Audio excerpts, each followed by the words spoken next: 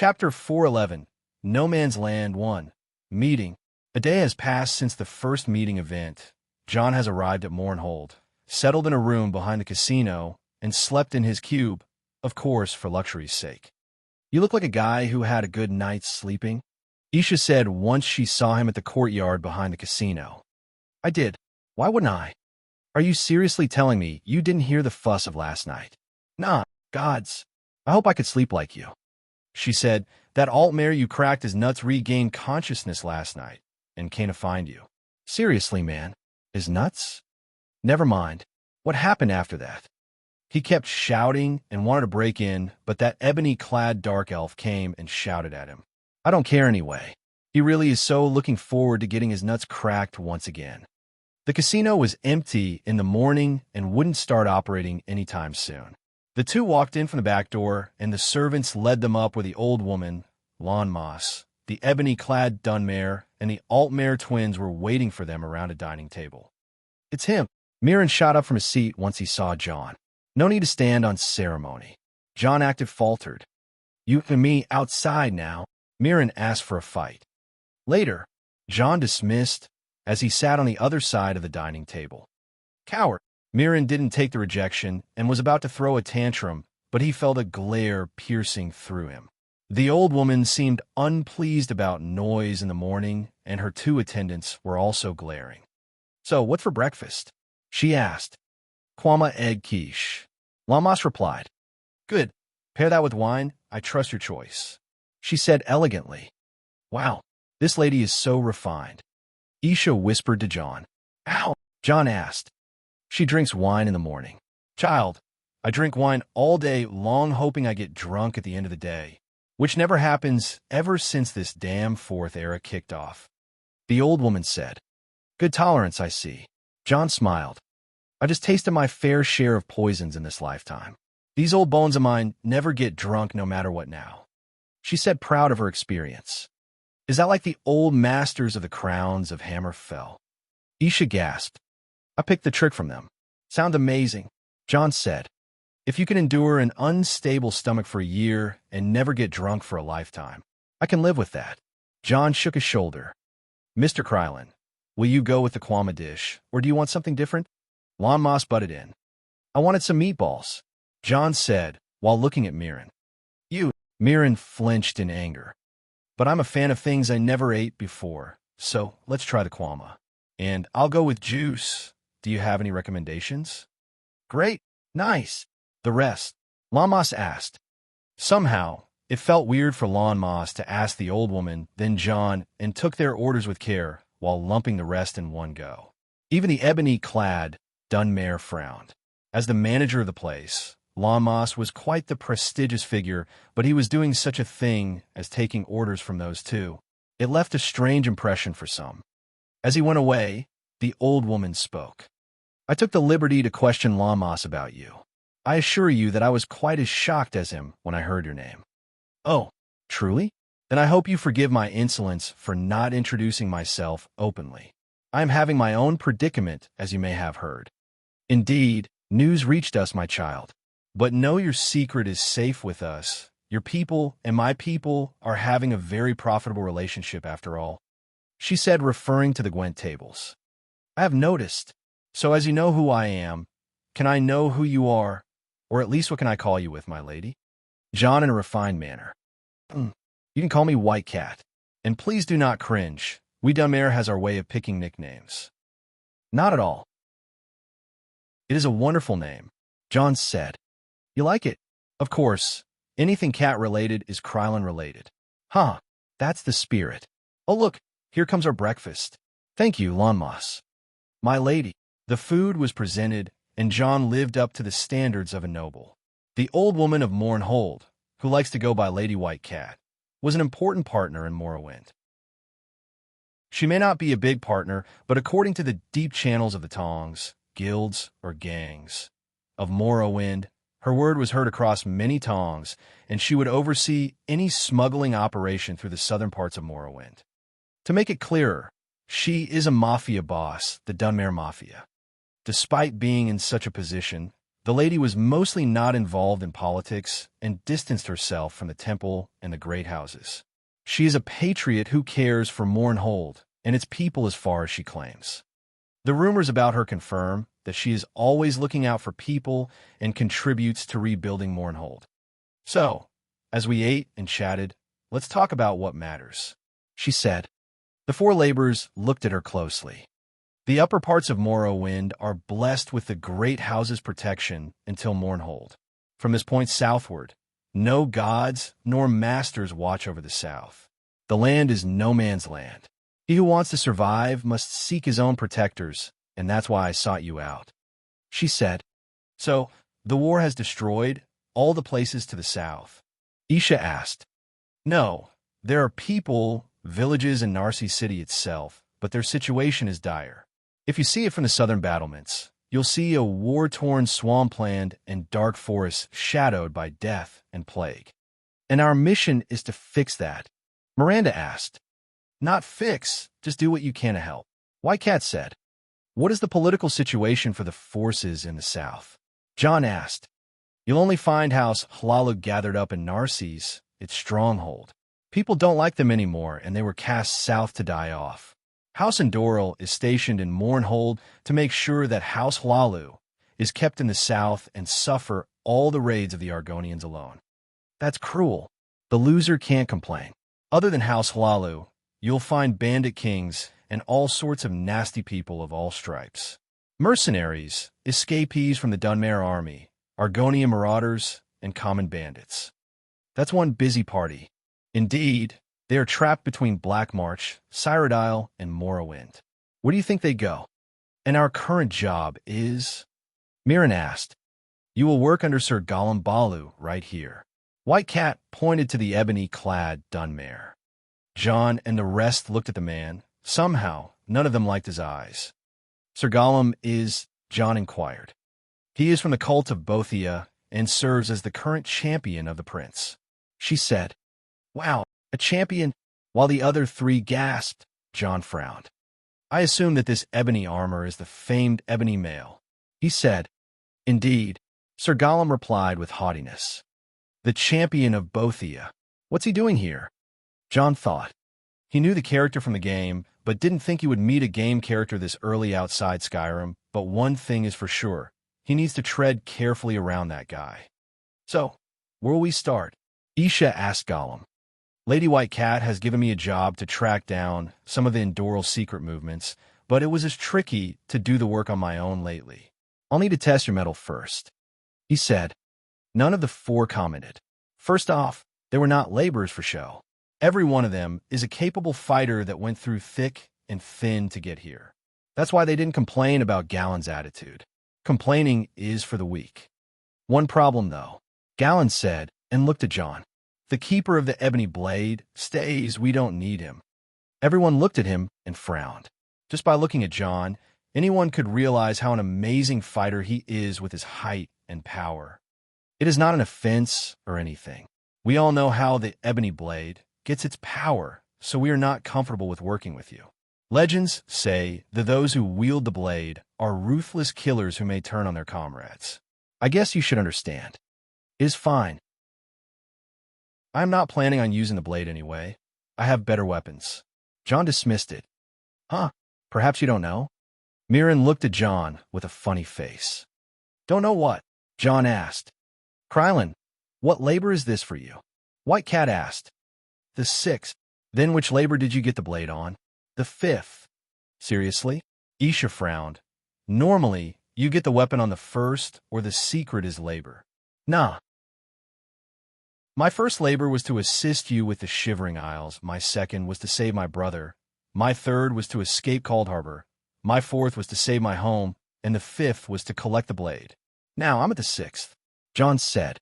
Hey, what sort of bullshit is that? Mirren asked. Get to the point. John said. He means that the word save in a labor is not something usual. It is either a punishment labor or a high-purpose labor. Isha explained. Now that I think of it, the 2nd and the 3rd were punishments while the 4th was a high purpose. Then you got your weapon labor and how you are in service labor, but that's too much punishment. How did you offend the Deidre? I'd really rather, too, keep that to myself. It seemed that the Labors had their own types as well. John didn't hear about any of that from that bitch priestess Urania. Anyway, you were saying something I don't know. John continued. Right? To finish your labor, your weapon is the answer. Not using the weapon is a straightforward failing the labor. You can be our guest if you don't mind. Mirren said. But Krylin is very strong even without the blade. You can't even see through his full power if he goes all out.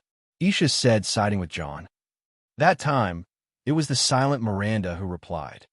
The Labors are the games of the Daedric princes, and they sat its rules. Not playing by the rules means you are angering the Deidre. Human. Think about that before you do something we all regret, since this labor binds us all. Her words were sharp but true. John may have planned to ignore the blade for the sake of not alarming others, but it seems his choices were limited from the start. I see. Thanks. John nodded. I still have a say. Whitecat spoke. I disapprove of you not acting as a full unit. I don't care how you operate, but I want you to move together. The keeper of each Daedric artifact must know its powers and curses and should adapt to it. Gollum, you are not leaving him behind. The old woman's tone was strict and dominating. Gollum, who is a strong man, couldn't even voice any complaint towards her. Yes, my lady, the job I am giving you first is to know why an Oblivion is house in Doril moving in the south. I want to know everything without alerting them. And if you kill someone, then make sure it looks like an accident. Yes. Now let's oh my.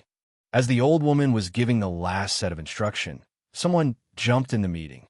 Oh, here you are. Look, I saved you some food. John said. Nefertiti somehow magically appeared on the other side of the table. She ran towards John and rubbed his hand on the table with her side and tail as a sort of appreciation before checking what's on his plate. Is she yours? The old woman asked. Not mine. Mostly I am hers, but she's my trusted partner. John replied. Get that thing out of here, Gollum Balu said. 2 pairs of eyes landed on Gollum with cold, murderous glares. The first was naturally John, while the second was the old woman. Somehow, the killing intent caused Gollum to feel as if a mountain is falling on his head. Are you a puppy's loving heathens? John and the old woman's voices overlapped. Not sure how. The two looked at each other with eyes wide open. Lady Whitecat, you are a cat cultist too? Krylin, you are the same? The two couldn't believe it and checked if the fabric of reality is not knitted or entangled by the mighty holy cat. After 43 years for John, past life included, and a few hundred years for Whitecat, the two found another follower of the same faith.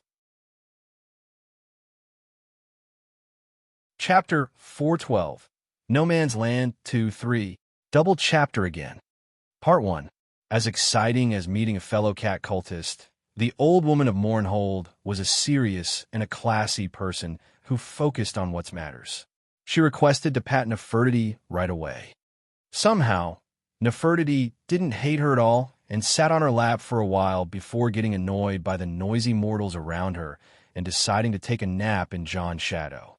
The team, on the other hand, was gathering at the back courtyard based on the request of Whitecat to exchange pointers. The champion of Bothia, Gollum Balu, the laborer of Azura, Krylin, the laborer of Bothia, Isha, and the laborers of Mephala, Mirren and Miranda. Gollum was always in the ebony mail, a Daedric suit of armor created by Bothia.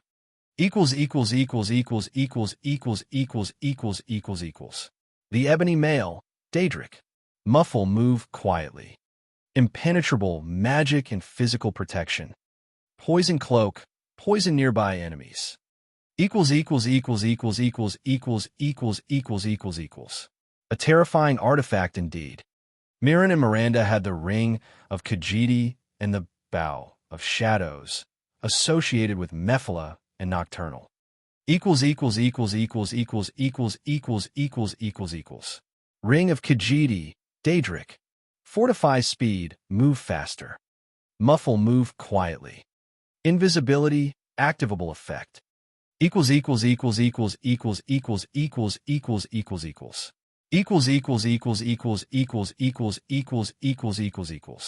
Bow of Shadows, Daedric. Fortify speed, move faster. Muffle, move quietly. Invisibility, activable effect. Equals equals equals equals equals equals equals equals equals equals. The two artifacts surprisingly have two matching effects. It would be a real pain trying to fight that. Isha had the terrifying Spear of Bitter Mercy associated with Herson and Shiagarath. Equals equals equals equals equals equals equals equals equals equals. The Spear of Bitter Mercy, Daedric. Reflect, reflect, receive blows. Conjure Storm, Atronak. Fortify spearmanship. Enhance the skill to perfection. Equals equals equals equals equals equals equals equals equals equals. The spear was indeed some terrifying force on its own and in any hand. Finally, there was John and his ebony blade. Equals equals equals equals equals equals equals equals equals equals. The ebony blade, Daedric. Awakening. Sharpen the blade and empower the enchantments by the blood of deceit. Progress. 1/10. Absorb vitality. Absorbs enemy's vitality to heal the user. Fortify swordsmanship. Enhance the skill to perfection. Equals equals equals equals equals equals equals equals equals equals. John has managed to unseal 1/10 of the power when he killed the Morag Tong agents in Whiterun. In the end, those people who wield these artifacts are going to spar and compare skills. The old woman of Mournhold prepared a large courtyard just for this event and sat on the side with a glass of wine to watch. "Hey, Nord, let's do it now." Mirren called for John. "Sure." John didn't even refuse. "Wait." Gollum stopped the two. "There are rules here, and you only fight when I tell you to fight. None of your business." Mirren lashed at Gollum. "Sure." John, on the other hand, went to sit with White Cat. "Tisk." Mirren retreated with a twisted face beside his sister. "It's okay. We'll take them down together, as we always do." Miranda quietly said. "Redguard girl, you and me." Gollum called for Isha. Apparently, he was trying to set hierarchy to set himself as a leader above the laborer. Between John and the Altmare siblings who were all above the threshold of 2 meters, the Redguard Isha seemed more manageable. She held the large spear and stood in the middle of the courtyard. Gollum carried a shield covered with an ebony plate and an ebony sword that seemed to be enchanted by a strong fire enchantment. "This guy's obsessed with ebony," John said. "He is. The ebony is quite rare, but you will find a lot of it in Morrowind. As the champion of Bothia and keeper of the ebony mail, he wants to live up to the reputation." White Cat said. "Let's see." Gollum faced Isha, and their battle spirits collided before they actually do. The auras of the two were sharp and refined, but not advanced or manifested. His aura was a flame aura, and hers was a shock aura. In a second, they were standing still, and in the next, they were in front of each other waving their weapons. A wave of the sword was blocked by the metal shaft of the spear, then the power was reflected from the spear tip to the body of the shield. The two jumped away from each other after then. "Nice," Isha complimented. "Humph."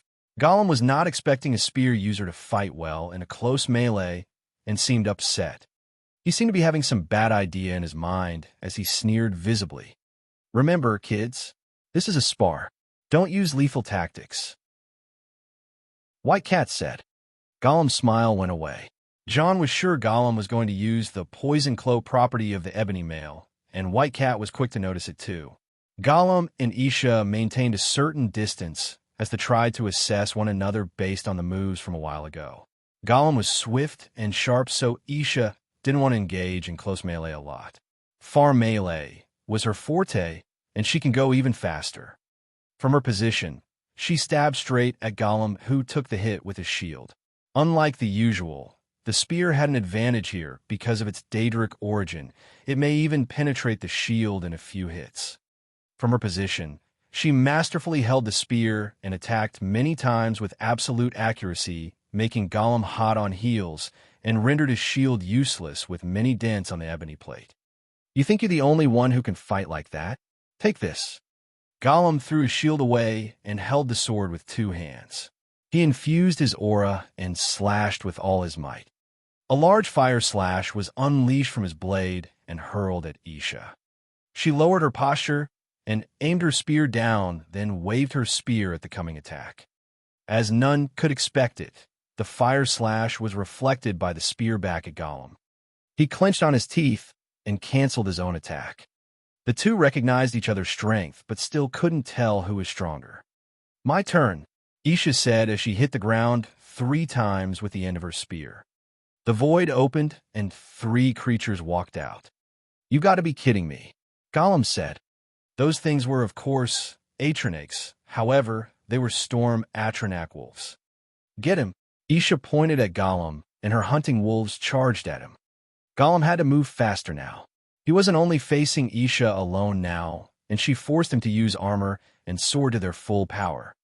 Flame slashes and stormatronches started to fight, and the place turned into chaos. Fire and lightning kept going on and on against each other, and the two were well matched, at least based on what they showed. None would use his trump cards in a spar anyway. Good. That's enough." White Cat spoke, and the two stopped fighting. "This was a good show. Really interesting skills we saw there. Isha child, that Atronach animal magic is a Durini magic. May I inquire where you learned it?" she asked. "A friend showed me the trick," Isha said, and looked at John. "I see. Off to the next fight then." John stood up and took out the ebony blade. He walked to the center of the courtyard and summoned Greed in a coat form and put on Krylin. With the ebony Nodachi on his shoulder, he was in full readiness. An ebony mask, an ebony blade, and a void cloth robe? Nice style. White Cat said. "Thanks. Now, Altmare, we are fighting." John called out Mirren. Mirren and Miranda stood up together and faced John, the two of them. "Wait, I am fighting you two at the same time?" he asked. "Yes, if the lady doesn't mind, my brother and I always fight as a duo," Miranda spoke to White Cat. "I have heard about Krylan's skill, so if he is okay with it, I am okay." John took them on. Mirren and Miranda seemed to be an interesting duo in combat. The two looked exactly the same, even their bone frame was incredibly matching. Also, Miranda was flat, which contributed to the appearance. With the same golden hair and skin, as well as the same green eyes, John was one of the few who can tell them apart, and even telling that the girly-looking Mirren is a male. How did he do that? Simple. Females of all races have vital and nuic energy, while males have vital podomic energy. John was a pro when it came to detecting such a thing. What is more interesting was how the two didn't dress like regular Altmare and wore plain clothing with hoods and face covers instead. John can tell that the two are good assassins. Begin. Part 2. With a signal, John blinked from his place in front of the two siblings right away. With his left, he clutched on Mirren's neck and raised him up. The two siblings couldn't even react in the right time, but Miranda retreated too fast and fired 3 arrows at John, who used Mirren as a meat shield. The arrows curved in the air and crashed on the ground. Miranda could clearly curve her shots mid-air by her will. She is an arcane archer. Mirren had to break free from John's hand. He put his right leg on John's arm and kicked at John's chin with the other. John had to stop the left with his hand, but Mirren was already casting a spell at John's face. John could pull out a trump card, but he preferred to just disengage and threw Mirren away. Damn it. Mirren landed on the ground with a flip and was about to pull out his daggers, but he switched to a long sword. That was where he landed. Good choice. White Cat complimented. It was impossible to face the ebony blade with just daggers. One needed some reach. Now, the Altmare twins signaled to each other and vanished from their places. I see. So that's your tactic. The two must use the muffle and invisibility to erase their presences. Fine, let's do this. John carried the ebony blade seriously with both hands. You think a rusty dull blade could do anything against us? John heard a voice in his head. Telepathy, huh? Sorry, but you got the wrong opponent. System, put them on an ear-piercing tone. Confirmed. What is happening? I can taste my own thoughts. Mirren fell on the ground and held his head. Told you. John sneered as he saw Mirren go out of his stealth. Just as he was about to walk to him, a barrage of arrows hurled at him. John didn't take any chances and waved the ebony blade at all the arrows, blocking them one by one. Once, or the secrets of the ebony blade, was its invulnerability, so John can pretty much abuse it as he sees fit.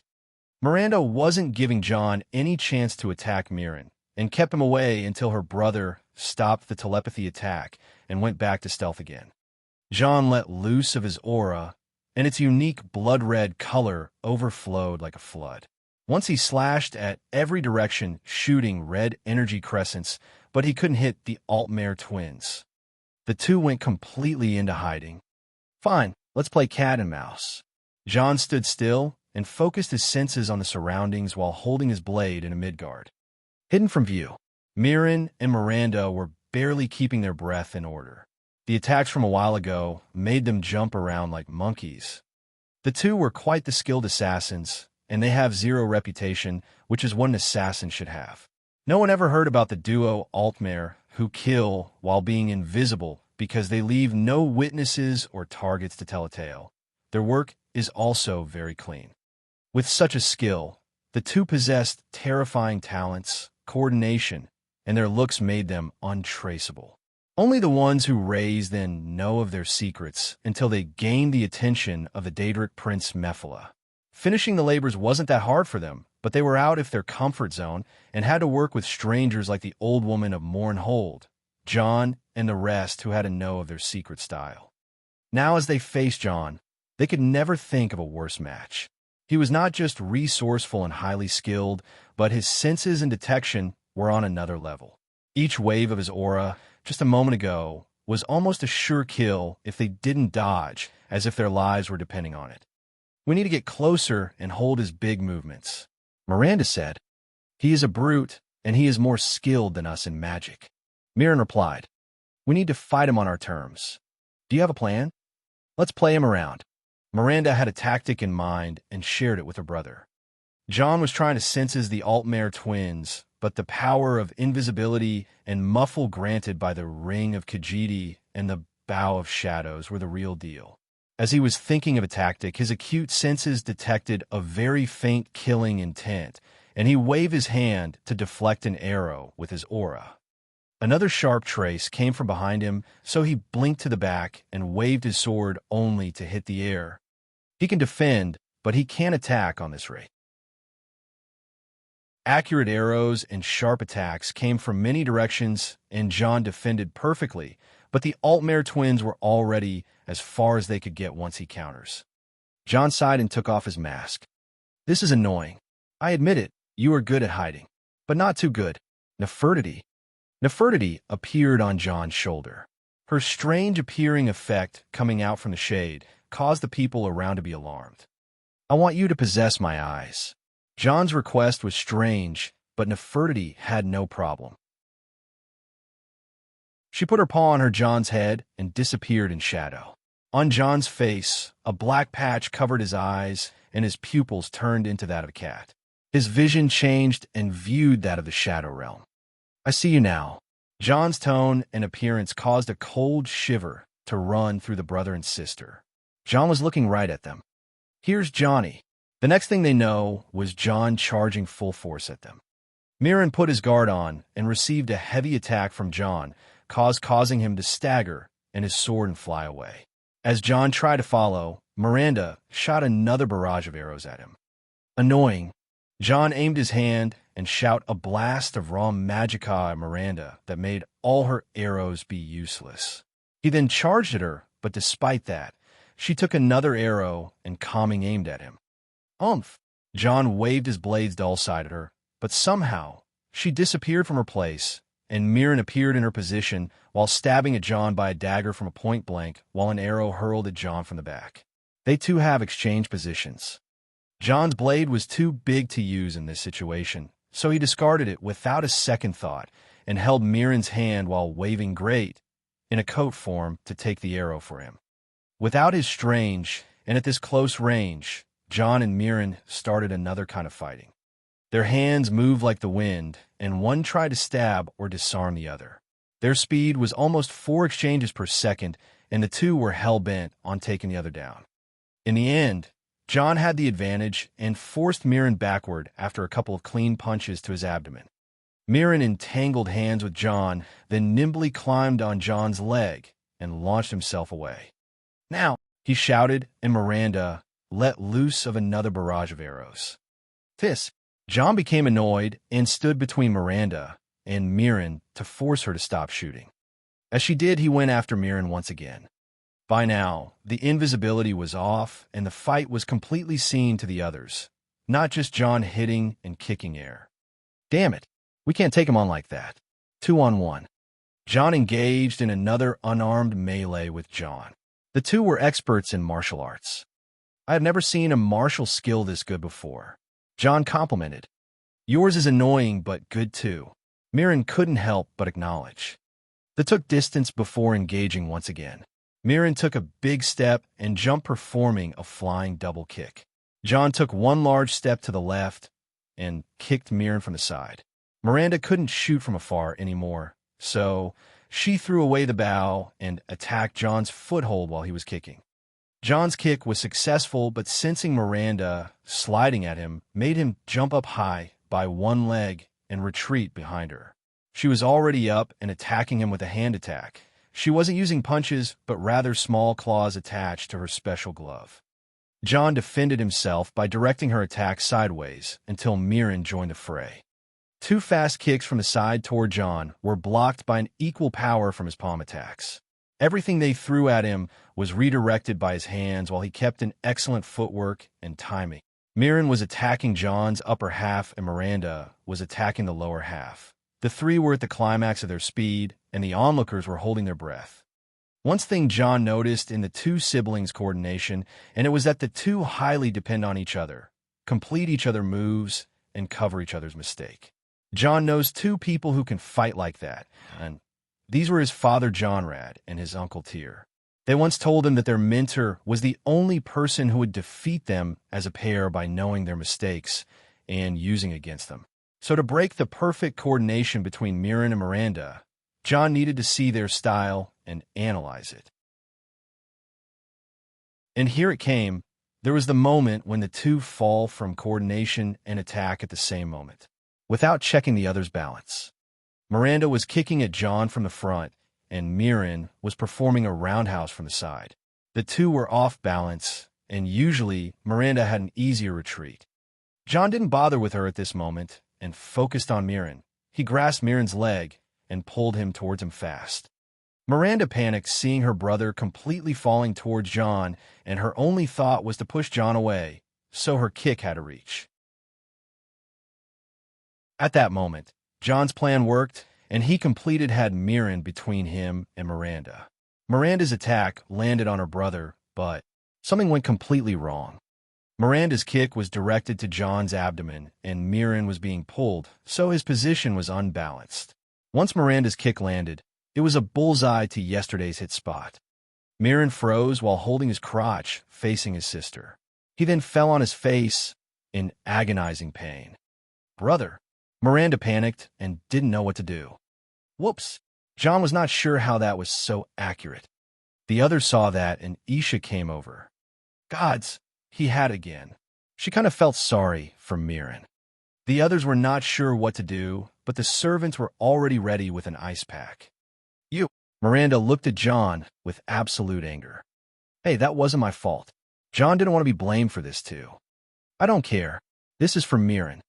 Miranda charged at John with anger, faking a bunch, and kicked a low blow. Everyone in the place was shouting to stop her, but her kick landed. Now looking at her leg, somehow, and for some reason, it was completely snapped in the wrong direction. She fell in her, but silently, as the pain took a while to reach her brain. She looked up at John, whose figure covered the sun behind him. Well, look what you have done. Ever heard the slang, balls of titanium? That was 2 of them. That was the last thing Miranda heard before she passes out. Chapter 4:13, No Man's Land 4, the team, had some employment drama to deal with. "Hey, my face is up here." "Oh, sorry." Normally, the first sentence would be said by a girl to a rude guy staring at her feminine assets, but the situation was reversed in this case. Ever since Miranda broke her leg trying to kick Little John, somehow, everyone kept staring at where Little John is for the past week. Hey, I just want to ask a question. Isha spoke. As long as it is not about little Krylin, then don't bother asking. John said, You really fine? Just why do you keep such a thing a secret? What thing? Your little brother. It can break a mountain at this rate. Hey, stop spouting nonsense. I was just using an armor plate at the spot. Huh, who would believe that? Isha dismissed John's answer. Indeed, he was lying. John has refined his bones and skin to the peak of humanity. Unless it is some sort of specially enchanted weapon for piercing like the Spear of Bitter Mercy or Maroon's Razor, nothing can really wound him, especially when he uses his aura. One of the reasons why John only uses greed as armor and passed the Savior's hide to Ela. By the way, where are the other three? No signal yet? John asked. No, these elves are not your best fans anyway, so they lump us together all the time. Isha said, annoyed. Hee, sorry about that. The two were sitting on a large tree overlooking the road between Mournhold and Narcisse. It was dead night, and the two were good at hiding. So, how are your advances on Mirren? John asked. Not good. Isha groaned.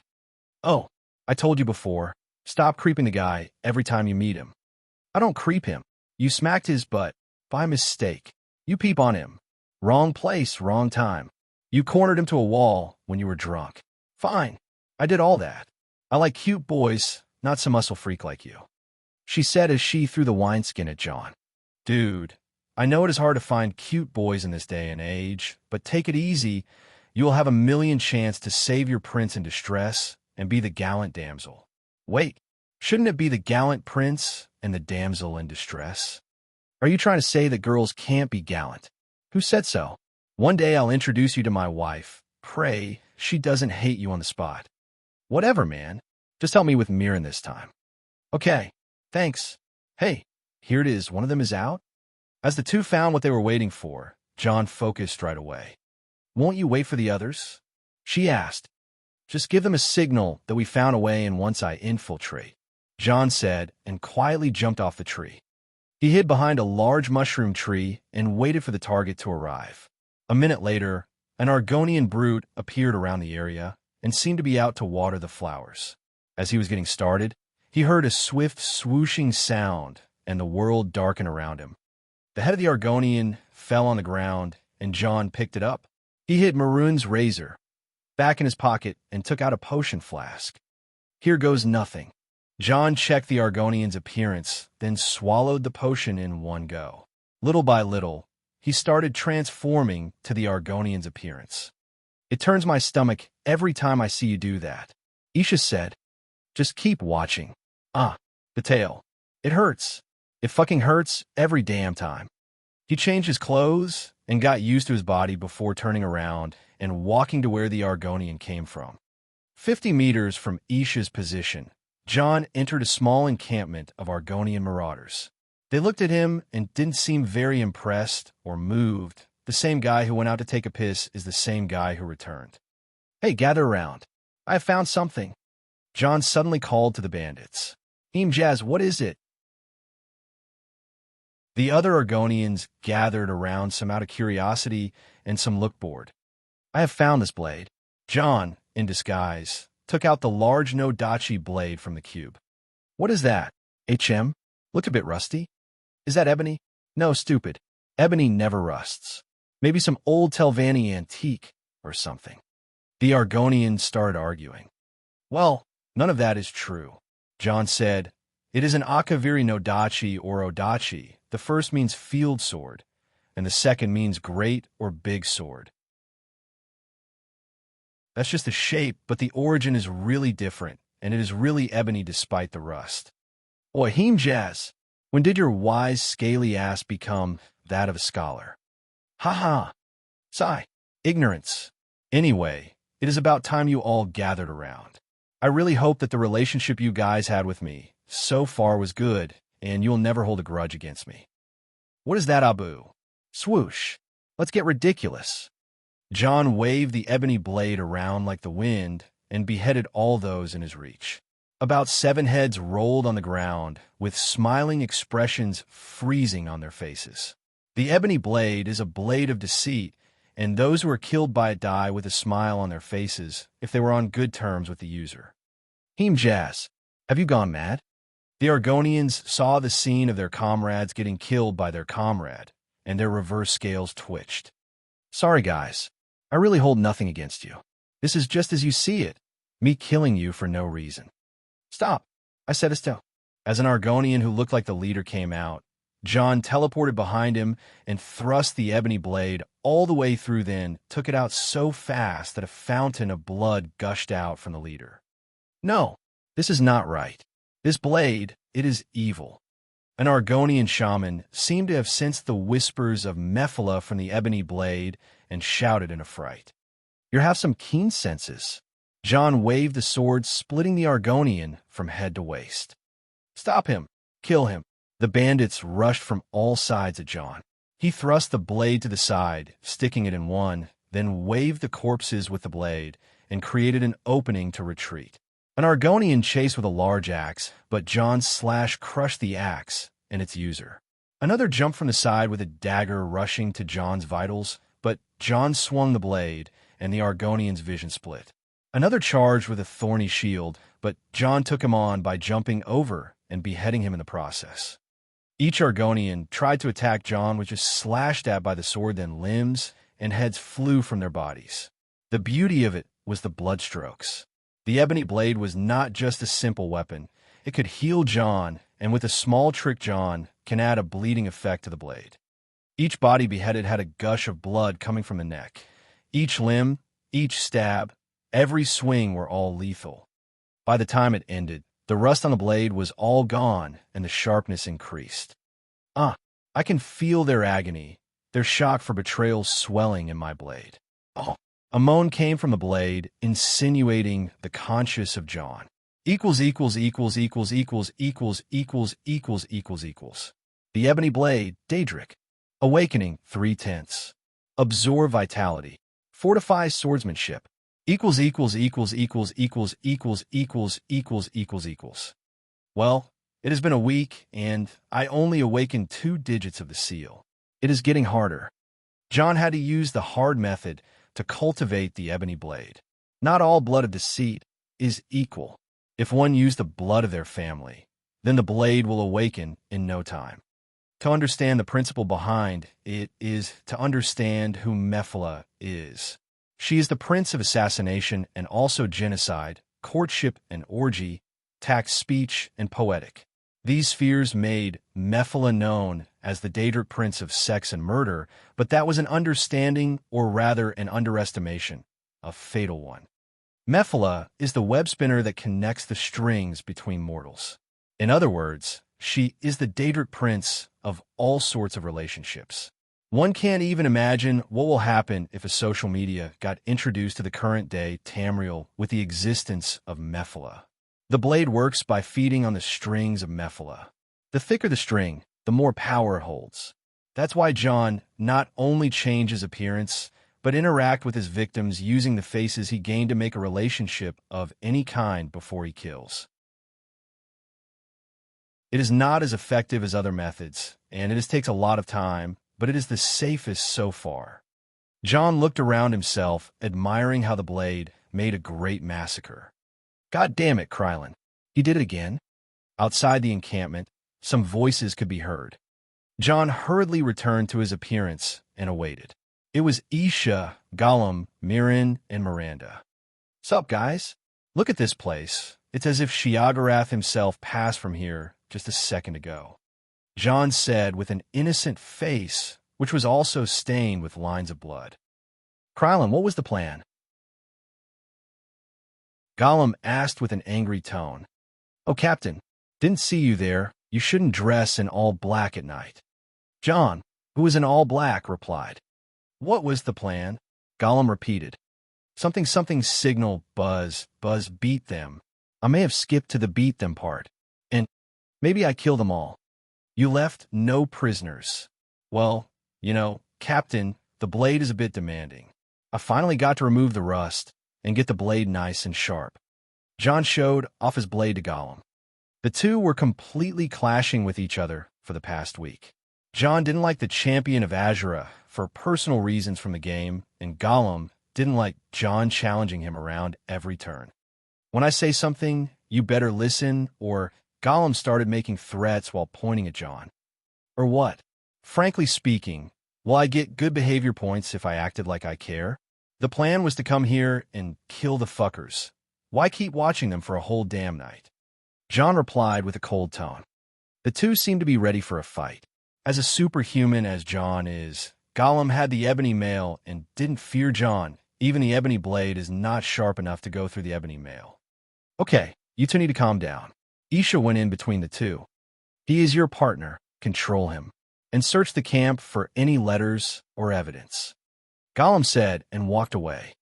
The five kept it silent from that point on. Gollum, Isha, and Mirren started looking around. What's up? John winked to Miranda. She just stood there ignoring him. Say, that guy Gollum, is he okay with you as a partner? Just asking. If you don't mind telling, then okay. Are you always this aloof? Sigh. It is about time I say sorry for the sparring day. I was putting a codpiece, crotch armor, just in case your brother tried to crack my nuts. Turns out we should be wary of you. Miranda didn't reply again, but John noticed that her lips arched up a little. Fine, I won't bother you, John said and turned away. I don't like the way he looks at me. Out of the blue, Miranda spoke. Oh. John didn't expect a reply, so he turned around only to see her go away. I see. John looked around and reached to his pocket. He took out a bloody piece of paper he salvaged just a while ago. Hey, I found something. He then called out, raising his hand up. The others looked at him and came closer. Gollum opened his hand, demanding the letter. Looks like the great house in Doril is tipping the Argonia marauders on the supply wagons that travel from Mournhold to Narses. This nickname on the letter is the same one from the shell company that the Endoril use for shady business. John seemed to have immersed himself with the letter before handing it to Gollum, who snatched it away. HM, this is bad. We should report to the old woman. Gollum said. My thoughts exactly. John replied. What do you mean by that? Nothing in particular. I don't think I am here to tell you your job, so don't bother with me. We didn't hire you to think, Nord. Great, so don't make me feel like it's a vacant role. The two went in another argument. For fuck's sake, let's go home.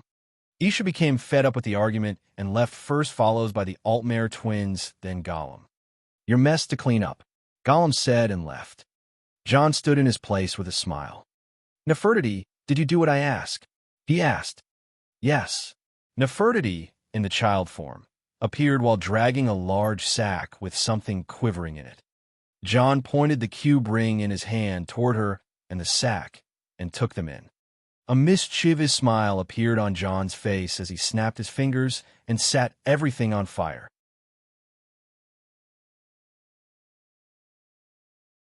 Chapter 414, No Man's Land, 5-6, enemies on every corner. Another double chapter. Happy International Cat Day, that was yesterday, and Happy Big Eid, that's tomorrow. Part 1. Days passed, and Mournhold turned gloomier. The spring fevers made the city feel a bit sickly, especially in the Southern Plaza district where the refugees have their slums. The old woman's tongue kept making some charities here and there to maintain the order around their areas and recruit able men. Isha and Gollum were doing many runs around the city to secure the warehouses of the gang's resources, while Mirren and Miranda were stationed as the old woman's guards. John's job was to secure the perimeters and handle the public relations around the casino. Thane John. I'm not a Thane, Lamas. Sorry, kinda habit. Anyway, our network has detected some of the Endoril guards around the bazaar. Seems like trouble is coming. Lamas said while handing a letter to John. Not an opposing gang this time. I say it as a tip from another gang. Can we rely on you? Easy. What does the old cat think? She said to make it clean. We don't want a great house to publicly hostile to us. Not so soon anyway. You think the Endoril will prosecute the white cat publicly? The old woman has more popularity than them around. They'll use an underhanded method if they involve the faction of the temple that supports them. Lama said with a worried face. Sigh. Look at us, two Nords worrying about Dunmare politics. John laughed. Currently, Dunmare politics is our lifeline. So, how many men will you take? None. Let me have my way with the Endoro guards. Oh, the mighty John Dare is showing off some moves? Huh, I will just mess around. John walked the street away from the casino to the entrance of the bazaar. There he found a few patrols of Endoro guards dressed in their weird helms that represent the Hortator Endoro Nerevar. John looked closely and assessed the guard skills. Unlike the normal city guards, the Endoro guards are elite soldiers with years of experience that outnumber John's age in Tamriel. Taking them on while maintaining a secret identity will be a challenge. John checked his stash of transformation potions, and luckily, there were many. The normal days, he doesn't need to transform. He keeps the potions in spare flasks. Now is the time to use another. Despite being untasty, the potion was very abusable. John transformed into a Dunmare form right away with a regular height. A few minutes later, he ambushed an Endoro guard and knocked him down, taking his armor and weapon. He then walked the streets with a straight back and a haughty face until he met other Endoro guards. Hey, Paul, is it you? John said, waving his hand to a guard. Paul. The guard looked at John, trying to identify him. Yes, a few Pauls are here with you. I just ran into one on my way here. Who are you? The guards frowned. It's me, Steve. Don't you recognize me, Paul? Somehow the Endoro guards were wary of him, but realizing that he must be drunk, they changed their attitude. Who's your commanding officer? We should report you for lollygagging on work hours. One guard said. And why would I do that? I thought they only gag lollies in Skyrim. Huh. Never mind. Before I head out, mind telling me why the whole lot of you are gathered here? John asked. You don't even know that? Were you last night? The guard asked suspiciously. Out drinking. I have a leave for personal reasons. John kept the bullshit on with a normal attitude. Personal reasons? First time hearing that. Where did you say you are from again? I didn't. Sadly, those guards were hard to trick. Even though John's act was somehow passable in other places, elite guards like them deserve their title after all. The guards in front of John looked at each other and agreed that John is a spy. Fine. One of them spoke. We are here for a criminal tong bust. Now, mind telling us what you are here for? Oh, so you're the guards on that bust thing? Are there any more of you? John didn't even bother acting anymore. Humph. You'll know soon. On your knees. The Endoro guards surrounded John, and one put a hand on his shoulder. Oh, I hoped you'd do that, Paul. John smiled widely. He grabbed the hand of the man and twisted it while kicking his legs, resulting the man to fly in a whirl before falling on the ground. Catch him.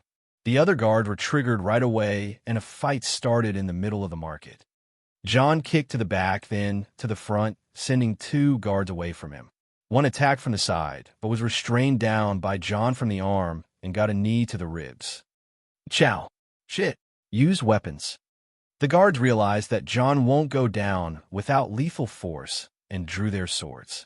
In an instant, John has closed the distance to them. He used a combination of fast punches to take down the remaining 7 guards and made it look loud.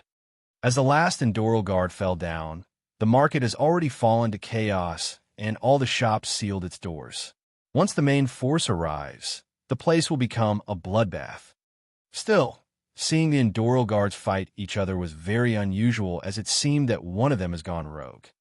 Heavy footsteps came from the alleyway leading to the market, and the Endoro guards flowed out in numbers. Once they saw a fellow guard standing in a pile of fallen fellow guards, their captain spoke right away. Guard, report. What happened here? Yes, Captain, John said as he ran toward the captain, and as soon as he arrived. Reporting to your mother, you Endoro bastards owe me 3 months of pay, and you claim to be righteous? Shame on you. John held the captain from his clothes and carried him up in the air, then threw him at the guards behind him. Captain, what are you doing, you madman? Catch this idiot. Stop. And another fight started. Different from the initial patrol, the main force was equipped with spears. Haha, You Endoral bastards don't want to give me my pay? Fine. Let's see how you can stop me. John held a stall from a market and carried it over his head. The Endoral guards had their eyes widened and gulped from fear. Hey, comrade, let's take this one out. Talk my ass. John sent the stall flying at them and crashed a hole in the middle of their formation. Stop him before he throws anything else. The guards ran with John, intending to kill him as fast as possible. John shamelessly turned tail and ran to the other side. Whatever he finds on his path, he would trap it and throw at them. The whole bizarre district became chaotic, and the Endoral guards lost control over the situation against one man. The people watching from the windows and from behind the doors couldn't fathom how a lone guard was able to do such a ruckus against the whole body of the Endoral guards. John wasn't merciful either. Wherever he ran, he would spout shit about House Endoral, saying that they don't pay their retainers and swindle people. This made the guard captains chase him with their teeth and nails to only eat his dust. In mind, John's destination was to the west of the district where the castle is. Mournhold was large, and an hour of running straight to the west wouldn't even reach anywhere, but that was what John wanted. He routed most of the Endoral guards from their posts to come after him to the point where the ruckus was heard from outside the district. This all kept going until John reached a certain plaza. He was confronted with guards from every street now, as his path and escape were blocked. Mercenary Krylin, you are surrounded. A voice called for him from atop of a building. John stiffened. How on earth did they see through his disguise? He looked to the rooftops and saw some men in a distinctive, unique armor. Temple ordinators? This was a bit shocking. Why would the temple send people after him when he is known as laborer? This wasn't simple. Those temple ordinators are in cahoots with House Endoral, as they were raised or originated from the house. They should be tough to deal with, and as Lanmas said, they should be from the Endoral faction of the temple. John carefully heightened his senses and focused on them. The bastards were having dozens of archers on their side, too. John put his hand on the guard helm and exposed his face under disguise. He appeared as a middle-aged dark elf with brown hair and red eyes. Huh, this guy's not a Nord. A temple ordinator was taken aback. Ow, we were told the Nord name's Krylin will make a large mess when we try and catch him. You're telling me a guard did that? Another questioned. This is not normal. If things didn't go according to plan, then we have been had. The leader of the ordinators said. Quamapile, bullshit. This scum must know something. Swit, fool. Identify yourself. Another shouted at John. John's face became better as he discovered he is still safe. Umph. Ask your wife who was with her last night. She'd tell you. Dimwit. Wah. Shoot the bastard. The ordinator didn't take John's provocation well and ordered the archers. No, wait. Other ordinators tried to stop the archers, but it was too late. Swoosh, swoosh, swoosh, swoosh, swoosh. Arrows from all directions were shot at John. He didn't just stand and found a nearby stall to hide under. Once the arrows were all shot, John retaliated. A bow appeared in his hands, and he took an arrow from the ground and shot it back at the guards on rooftops. Take cover. Bastard's got a bow. Who is this man? Is that really one of our guards? The Endoral guards were at loss of what to do. Volleys of arrows were shot at John, who kept running like a cat with 9 lives and hides under stuff, then shoots back. All his shots were at the guard's knees. That's it. Kill him. The leader of the ordinators aimed his hand toward John and evoked a firebolt. The other temple ordinators followed him and cast a barrage of firebolts toward John. John saw that, and a smile appeared on his face. Under his feet, he has prepared a fire rune spell and overcharged it with an absurd amount of magicka. Once the firebolts were a meter away from he was already hundreds of meters away by a teleport spell prepared beforehand. The firebolts landed on John's spot, and kaboom! A large explosion shook the plaza. The people felt the land shake, and some guards fell from the rooftops. Bothia! The ordinators were shocked, speechless. Serene, did you cast a fireball? The ordinator captain asked the one who was dissed by John. And no, fireballs can't do that. Part 2. John left the Ordinators for their own mess and disappeared in an alleyway with greed covering him. He looked at the Ordinators and frowned. Someone was after me. Someone knew my capabilities and tried to ambush me. Why? He couldn't figure out the reason, but roughly understood that there was someone trying to hinder the laborers, and that is clearly House and Doral's faction in the Reclamation Temple. Only they can mobilize Ordinators which serve as Templar Knights. If that's the case, then the old woman of Mournhold should have made some big enemies, and they are targeting her by dismantling the ones around her. The casino may even be in danger, but the most important thing is the old woman. Isha, act naturally. John telepathically called Isha. And nothing, just a bee. Isha seemed to be talking to someone. You can reply to me by only thinking. He said. Like that. Yes. Where are you? What is your situation? Oh, I'm at Godsreach District. Gollum and I are chasing someone. Oh, TSK, you two are being distracted. Try to return to the casino fast. I was pulled away too. Seems like someone is up to something. Oh. Can you explain? Once you reach the bazaar, you'll know. Also, tell Gollum to keep his ugly mug hidden. Oh, fine. Oh, John disconnected with Isha. He was somehow suspicious of Gollum, but looks like the two are being distracted too. Lanmas, you hear me? Thane John, is that, where are you? I'm just talking to you from far. Is everything all right? Oh, yes. Is there anything wrong on your part? No. Just secure the perimeter and empty the casino. Someone is up to something. Oh, I see. Fine. Oh. John then contacted Mirren. Hey, Q-boy. Why am I heading that bastard's voice all of a sudden? I'm in your head. You should stop thinking of me that much, you know. Fuck. How far can your telepathy reach? Oh, far enough. What's your status? Oh, nothing important. What's going on? Oh, someone is after White Cat. You're with her? No, only Sis is with her. Who is after White Cat? Oh, go back now. I don't know, but all of us were lured away. Damn it. Fine. Oh. John cut the connection with Mirren and tried to contact Miranda, but got no response. He tried to contact White Cat or Lanmas again, but that wasn't possible too. Shit. Time can't be wasted now. John took out Pride, Krylin, and the Ebony Blade. Nefertiti, yes. Keep an eye out. Tell your friends we need eyes on the city. Nefertiti appeared on John's shoulder. Fine, some boys and girls around the town owe me some fish. Oh, so you've been busy too. Let's see what you are capable of, young lady. John and Nefertiti split up. He used the Elder Staff to fly invisibly while erasing his magic signal. As soon as he reached the White Cat Casino, he could already see that something is wrong. The doors were unguarded, and a strange, transparent gas was coming out from some windows. John put a filtering ward around him and walked in. Everyone was out. The waiters and some customers were all lying unconscious. John carefully walked through the entrance and trod carefully. He can treat those people, but they will get in the way.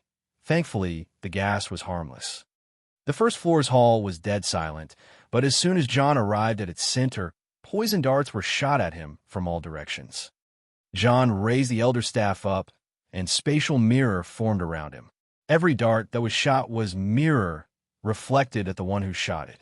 Bodies fell from the balconies of the second floor and the corners of the first floor. Some staggered, but all were paralyzed once they got their darts stuck to their faces, tongues, and eyes. John waved the staff once again, and all those who fell flew from their places and gathered in a sphere of bodies floating in the middle of the hall. This was just the tip of the iceberg when it comes to the skills of the Elder's Staff of Power and Fate Pride. Exciting Johns will like that can only be described as imagination magic, a power worthy of the strongest sin that even exerts its control over the very magica. John seemed proud with his work, but there was no time to dally.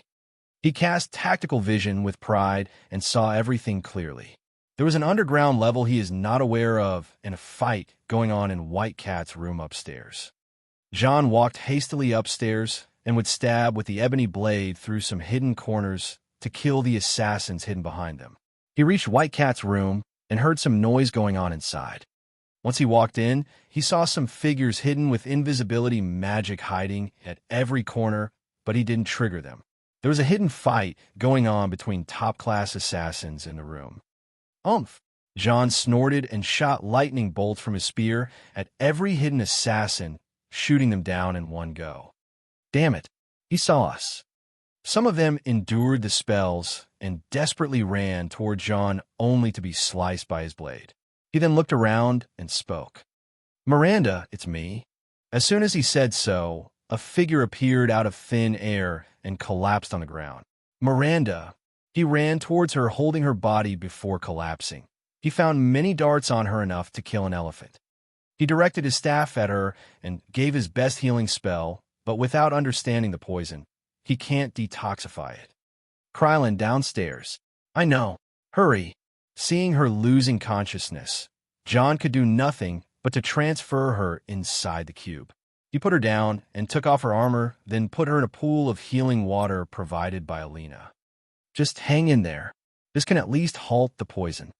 The Altmare girl kept hallucinating, so John left her to rest and jumped out of the cube.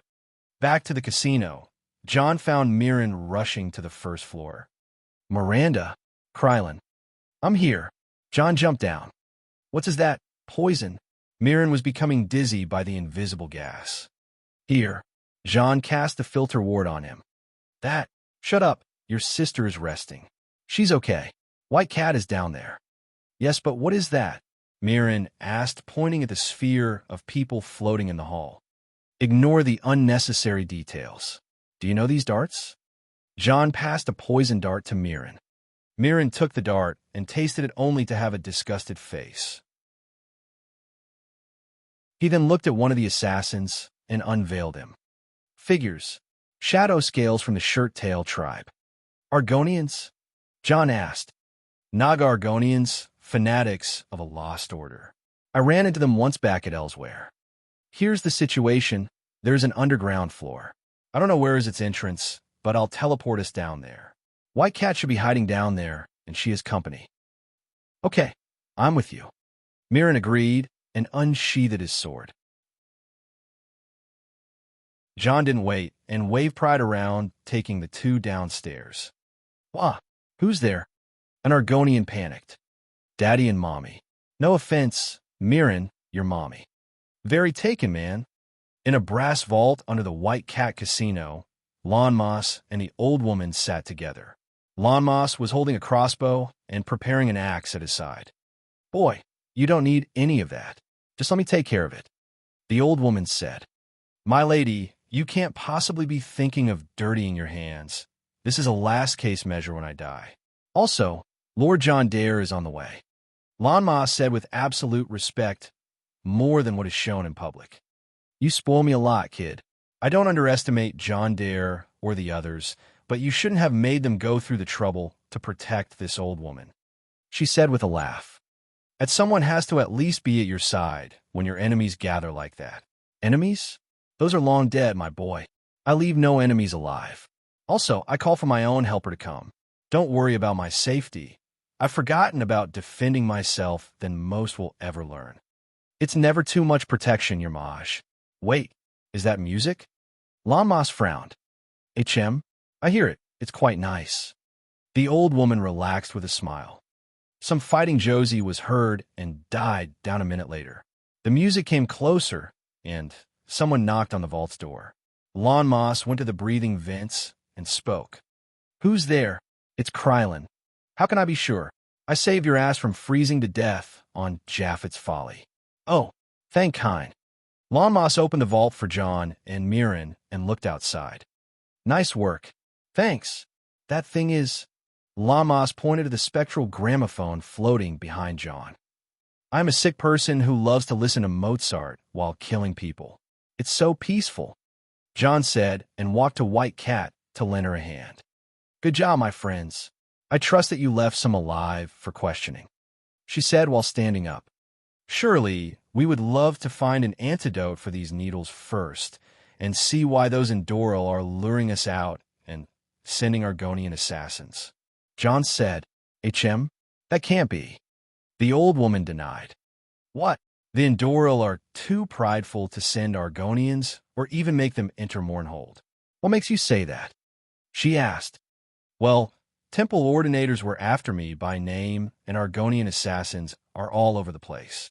The woman frowned. No, it seems I was wrong. Our enemy is not House Endoral. Not just House Endoral. Someone else is at play here. She said, and why are those many people after you? You hired the laborers from the temple, but the Endoral. I don't get it. Mirren asked.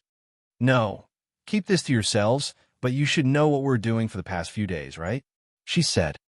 We were securing the roads between Narses and Mournhold. John said. Yes, while transferring food and weapons to Narses. Lanmas added. Weapons and food? Like war efforts? John was quick to catch up. Yes, our objective is to support House Hlalu in Narses. This attack means someone is onto us.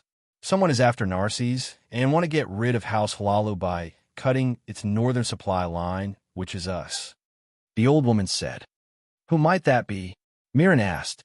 Can be literally anyone. Lanmas said, the Empire is a big suspect. They may be trying to get back to Morrowind again. Any of the 5 great houses is also a potential enemy, and the Enzai-Leal government of Blackmarsh is an obvious answer. But the Endoral Temple faction is involved or being manipulated. We are short on information here. John and Mirren looked at Lanmas with admiring eyes. He was analyzing the situation on a vast scale. Good job, my boy. I want you to pull our people in Mournhold. The old woman said. Shouldn't you leave the city for a month or so until we figure things out? Mirren said. No. I was born here, and as my days are closing, I want to die here. The old woman showed a stubborn attitude. She then looked at John and Lanmas. Can we rely on your people from Skyrim to supply us? She asked. Sudar clan was always faithful to you as our savior, my lady. We will do what we can. Lanmas said. I can spare an army.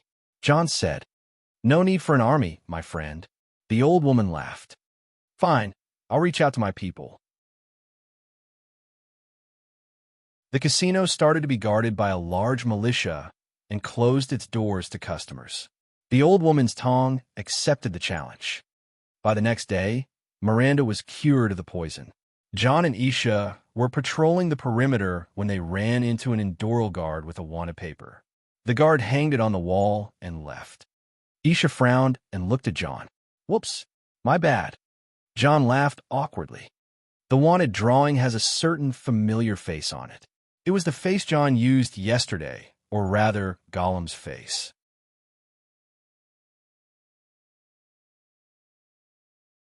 Chapter 415, No Man's Land, 7-8, Settling Scores, Carly.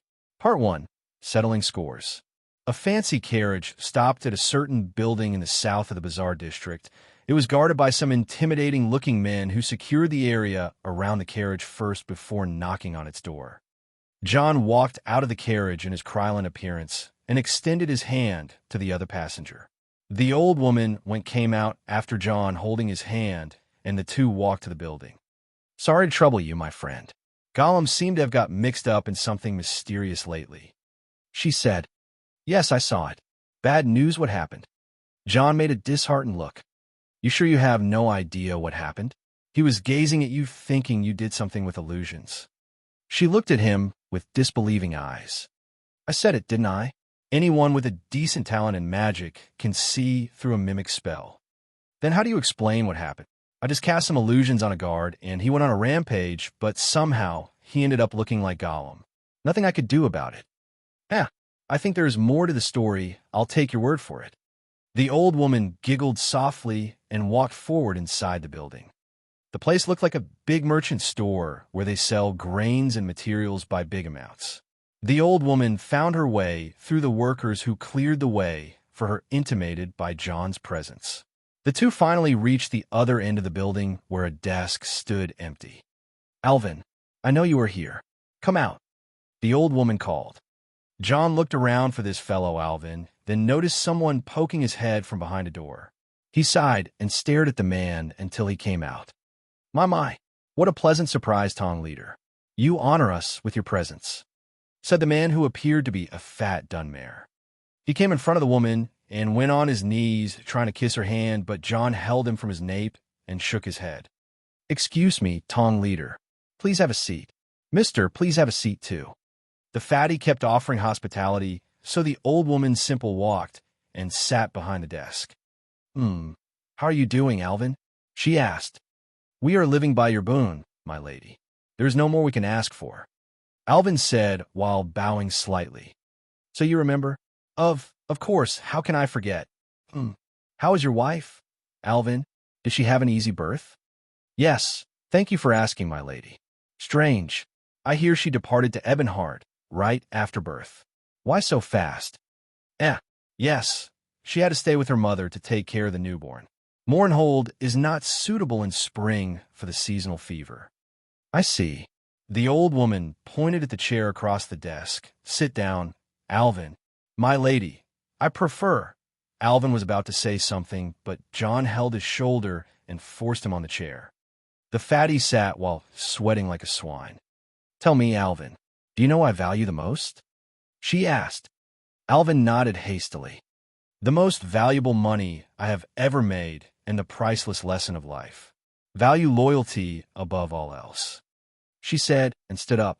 She walked around the desk to Alvin holding her staff. The prices of the grains have gone very high overnight. Mind explaining, Alvin? Teach, the last shipment was not very good. Some sacks were rotten, and we had to come up with a way to cover the loss slightly until another fresh shipment arrives. Which shipment? The Silver Hills shipment. The one from Skyrim. The old woman was taken aback. The Silver Hills went bad? Isn't that the wheat from Winterhold? Yes. The old woman looked at John, and the two sighed in their minds. Strange.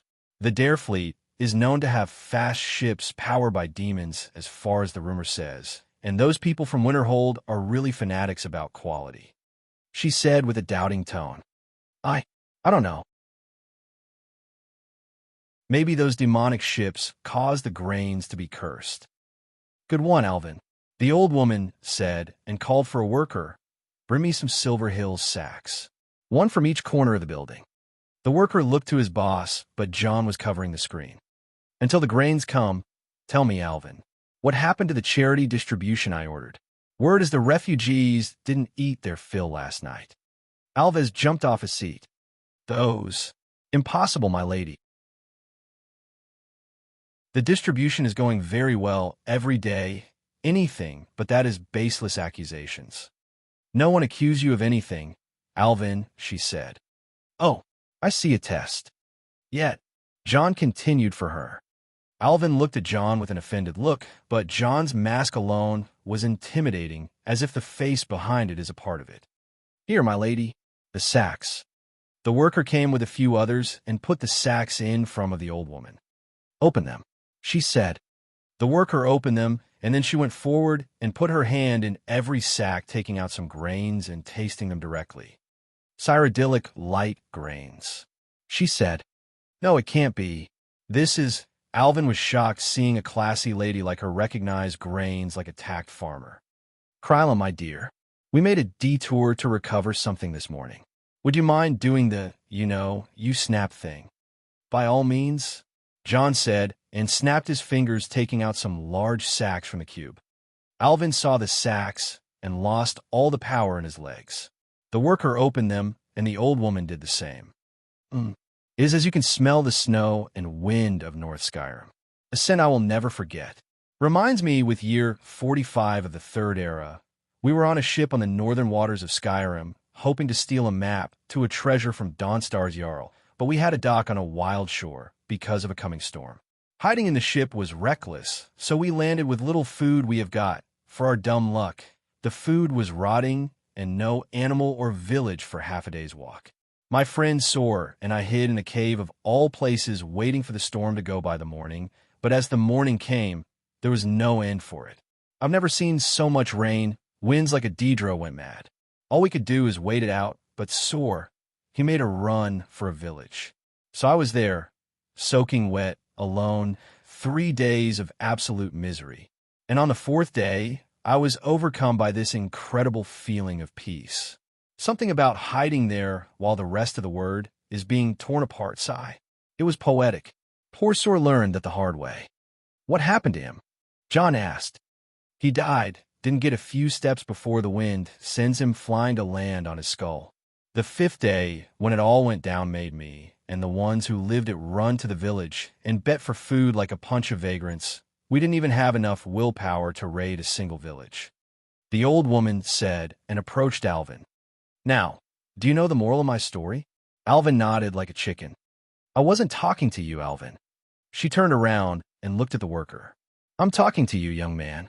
Yes, my lady, the worker said. What's your name? Tell him. How long have you worked in my granary? 4 years. Fine. You are in charge now. She said. Tong leader. That can't be. I am. Alves wanted to say something.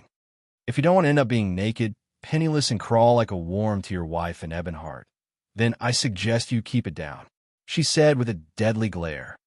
Alvin turned silent.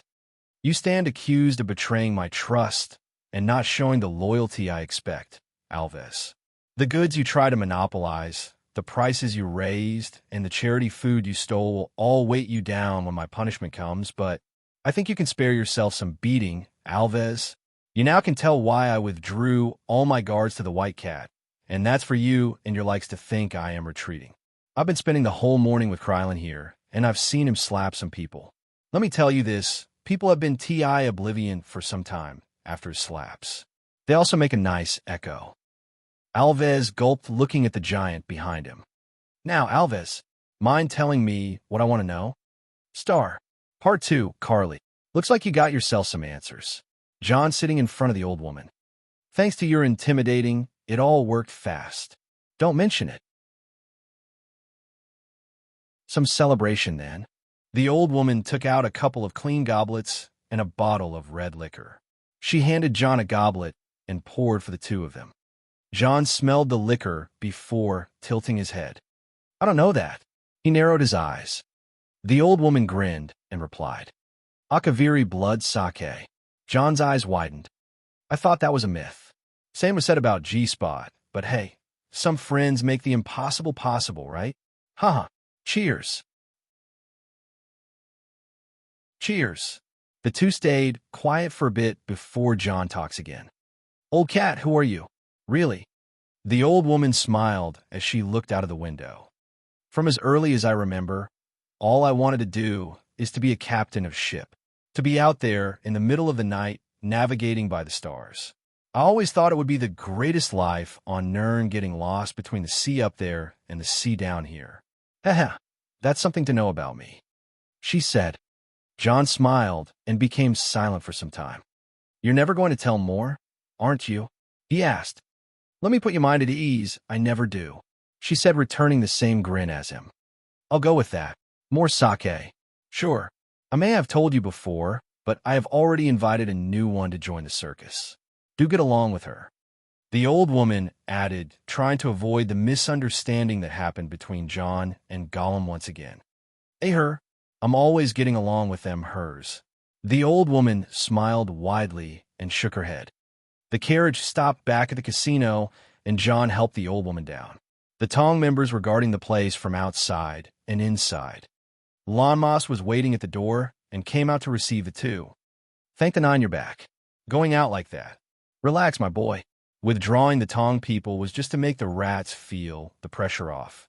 Everything is going back as it was now. By your wish. I'll see to it. Did anyone come while we were gone? Not at all. The old woman sighed and went in, followed by John. In there, Isha was playing Gwent with a black cat, which is of course Nefertiti. Still losing? John asked. Shut up. Isha groaned. The rest of the team were doing their things by either sharpening their arrows, reading a book, or eating an untimely meal. I think the lot around here is getting comfortable, John said. It should be fine. According to what we know now, you won't have any rest for the next few days. The old woman replied. John offered her a hand on the stairway and reached her study upstairs. But somehow, his senses were felt something is not quite right. Show yourself.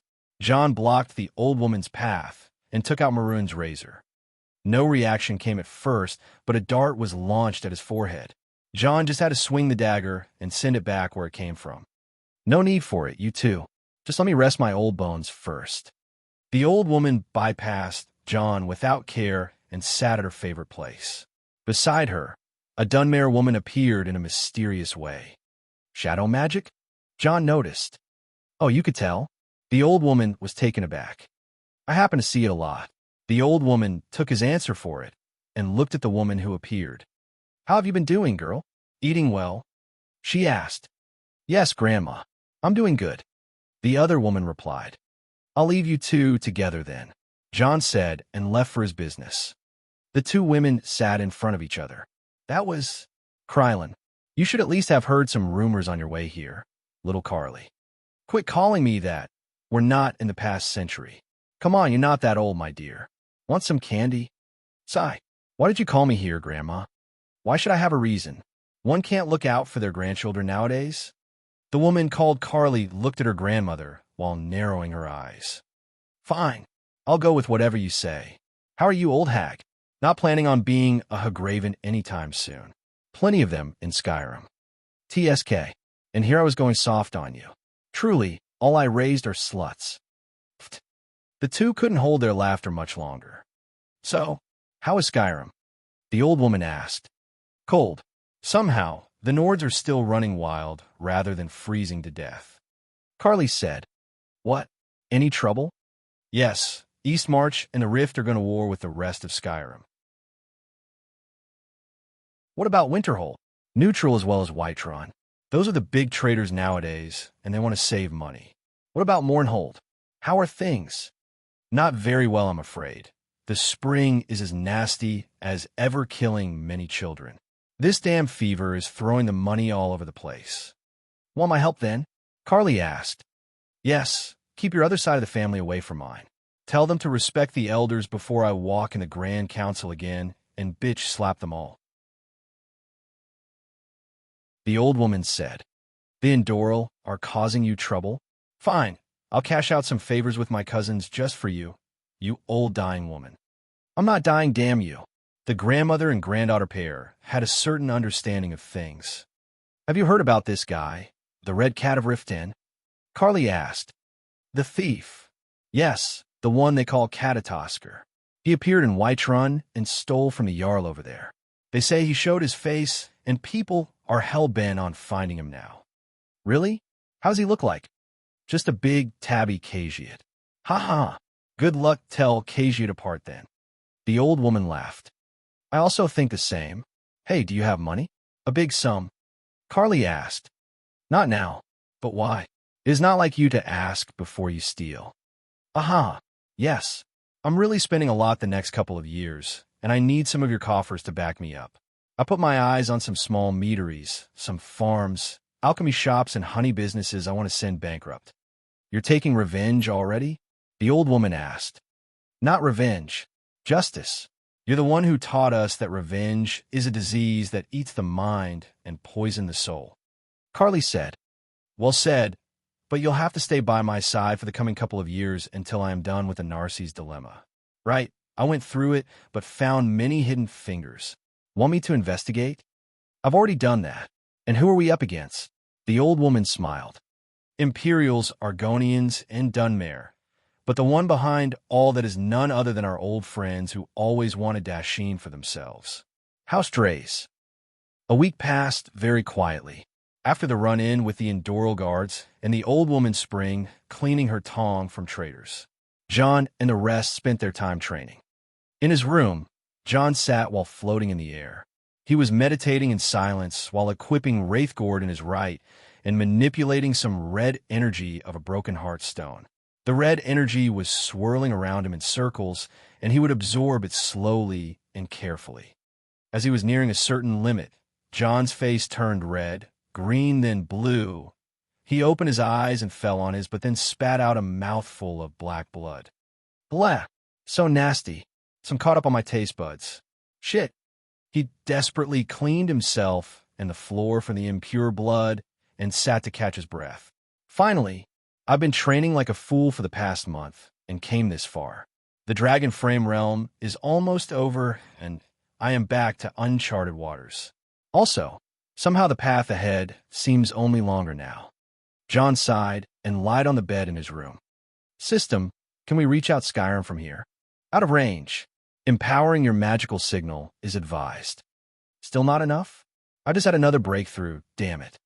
John became disheartened and took out a light screen from the cube. Give me a status scan result. Calculating. Equals equals equals equals equals equals equals equals equals equals. Status. Name, John Dare. Level, 8 Ebon Blood Realm, Dragon Frame Stage. Vitality, 3725. Magicka, 3710. Powers. Nord. Battle Cry, active. 50% Frost Resistance, passive. Fire Main. Fireborn, 50% Fire Resistance, passive. Titanborn, Beastmaster, passive. Serpent Stars. Serpent Tyranny, All Stars Computability, passive. Ozidal's Genius. Secrets of Enchanting, Ozidal's Knowledge, passive. Blessings. Allmaker. Root of Power, 2500% Magicka, Regeneration, active. Talos. Fortify Thursday 50% cooldown, passive. Kind. Empower Thursday plus 20% damage, passive. Dragon Guardian. Dragon Affinity. All dragon-related creatures affinity, passive. Ashen Flames, active. Shiagarath. Mad Warrior, 2500% Vitality Regen, active. Hermes Mora. Bardic Knowledge. Spectral Instruments for Magical Buffs, active. The Shadow Stone. Hide in Shadows. Better Sneaking in Darkness, passive. Blur, plus 20% combat speed, passive. Equals equals equals equals equals equals equals equals equals equals. The reason I wasn't showing the status was because I lost the TXT file containing the notes I had about the novel. I spent the past couple of days recreating the status, blessings, powers, future events, and characters files, and here's some result. Some things may have been missed during the story, but I just added them anyway. The Serpent Stars is an initial power in John from his birth, and it grants him the power to make contact with any star constellation. Ozidal's Genius is the power of Ozidal's set, but John gained bit permanently by taking Ozidal's corpse back to Sarthal. I might have missed mentioning that. I'll keep working on the gear of John, which I completely forget what it was, and the spells, because God, I created a ton of them.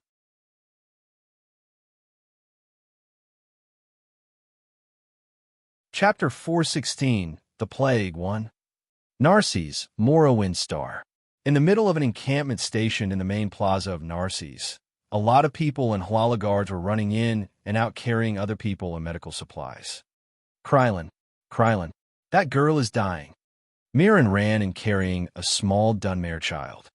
Damn it, put her down. She needs cold water. Cool down the fever at all costs. Use frost spells on the water, and then put the girl in slowly.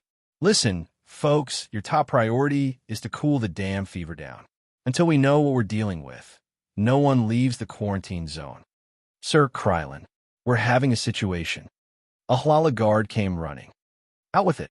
Some people inside the city are trying to break out. Sick or not sick, no one goes in Narses and no one goes out. If a single rat sneaks out, then the whole damn Morrowind is fucked. John shouted. But sir, these are Hlala family members. The guard said, Mirren, leave the girl to a nurse and go break their noble legs. Sir, on it. Mirren didn't even argue. Gollum, what the fuck are you doing? John shouted. I think I'm sick too. Gollum, who was lying on a mattress, said with a weak voice. Do you want to eat so bad or not to eat all? Do you have sores on your body? No, but I feel like shit. Then don't lay your ass down here. You have a filter mask, and if you feel ill, drink up a prevention potion. I want all hands on deck. John shouted, and the people helping him take care of the ill and kept checking a tent after tent. Krylin, Isha came running to him. How can I help? Krylin, this is terrible. It's Miranda. She fell ill. Damn it. 3 days earlier, on the road to Narses.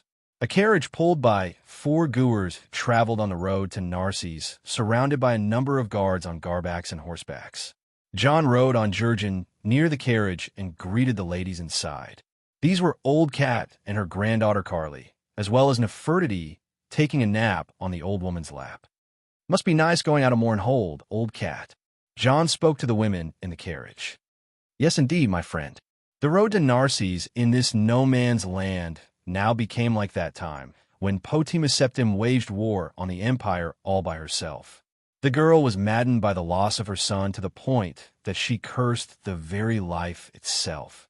What others don't remember was how she forbade death on her bones, becoming a lich. One woman carried by all the rage and envy in the world could do the same damage that was caused by 2 whole nations in a war. Give you something to think about. The old woman said, "You've seen the Wolf Queen of Solitude. I fought against her and her son. Poor child was driven by that bad envy of hers. The ruby throne, that's what she wanted all her life. Once her son was burnt to death and she fortified herself in solitude, I was sent to her as a peace envoy. I offered her everything but a cornered wolf who lost her cub hears anything but reason. And for 10 years we fought. 10 bloody years that would make the Plane Meld and the Oblivion Crisis look like amateur works." The old woman's tone was very remorseful. Wow. John was heart and soul focused on the story. "You like my tales, Krylin?" Old Cat asked. "They're actually great. I've recorded them by magic just now." The old woman smiled. "All is left with for me now is nothing but old bones.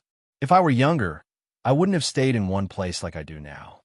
You are not called the Old Woman of Mournhold for no reason." That's true," she agreed bitterly. "But I tend to disagree," John added. The old woman and her granddaughter curiously looked at him. "What do you mean?" she asked. "Ever heard of the placebo effect?" John asked. "No." "It is when you're suffering from a mild pain, for example. Then I give you some water with lemon on it, and tell you this will cure you while in fact, it is just juice. I understand now. I did that a lot with my children. Once. No stories for now, please. Opposite of the placebo effect is the nocebo effect, like when I give you some sour juice and tell you this will make you vomit, so you do vomit. In both cases, the mind has the power to create its own reality, and an effect will appear on the body. Studies show that it appears naturally, mostly due to stress, as some physical symptoms. But most importantly, and like any disorder, it can be contagious. Of course, there are many factors to consider, but what we know that in some communities, under certain circumstances, an involuntary behavior developed by one person can go viral. Think of something like a mass laughing hysteria, or what happens when some bird flocks do some very unnatural but perfectly coordinated movements in the air that researchers can't explain. In the end, it will spread from person to person until the entire community is infected. By that, if an idea can become an illness, and the illness becomes an infection. Think of this. From the Dawn era to the Fourth era, and throughout the communities of Tamriel, what else about our reality is just an illusion? The old woman looked at John as if no sound other than his was in the world. She pondered over it and tried to answer his question, but wasn't really able to pinpoint a certain idea. In the end, she gave up. "What do you consider an illusion?" she asked. Hee. You know, a Dunmare should answer this question before any other race on Tamriel, just like that. John said, and snapped with his fingers. "Then give me time to think," she said. "As you wish. What is that about anyway? How could you put together those ideas?" she asked. "I'm writing a book," John replied. "A book?" "Yes, a book about the magical psychology, the logical lies, and the daring ideas about the magic in the world." John said, "The idea of a book written about some crazy obscure subjects like these will be crazy." Knowing that Krylin is John Dare, Winterhold's college prodigy, the old woman thought of something right away. "Finish that book before your labor ends. Show it to me, and I'll put you in the central hall of Shad Ashel Academy to give a lecture and make a discussion about the book with the high mages over there." Shad Ashela Academy. Well, I'll take you up on that. You have to worry about your end of the bargain first. Finish that book, my friend. Without you saying, Shad Ashel Academy is one of the most important schools in Morrowind, which is considered a gathering for free thinkers, just like the College of Winterhold. Also, it is one of the places where the old Ebonheart Pact used to train its leaders, mages, and high officials, and is still used for the same purpose to this very day. John wouldn't miss the chance for the world. But the book I am writing will be published under my real name. Won't that attract bad attention? John asked. Remind me, what was your surname again? The old woman teased him back. Oh, I see. I just got the D word in a very indirect way. Seriously? Fine. You got me there, old cat. John laughed and rode ahead. In the carriage, Carly looked at her grandmother with strange eyes. Quite the guy, that one. What is his real identity? She asked. I don't disclose information about my friends, the old woman said. Friends? Aren't you too old for friends? And I thought most of those died a long time ago. Some still are alive. The old playboy around Vardenfell, and my friend who sends me gifts from Akavir. Ha ha! You really an impression on some strange people despite how wrinkly you've grown. What should I say, granddaughter? When I was younger, I was good, very good. About how many 100 years ago? Why are we stopping? The two looked around to see themselves still in the middle of nowhere. John's voice sounded talking to someone in the front. Then he came to the carriage with a Dunmare man. Old cat, this man is Hlalagard. He's carrying a message to you, John said. Beside John appeared a Dunmare who seemed to have been through oblivion. Speak, son. What's going on? Old cat asked. My lady, thank Azure you're here. Narses, there is an epidemic taking over the town. An epidemic? The old woman tensed all of a sudden. What epidemic?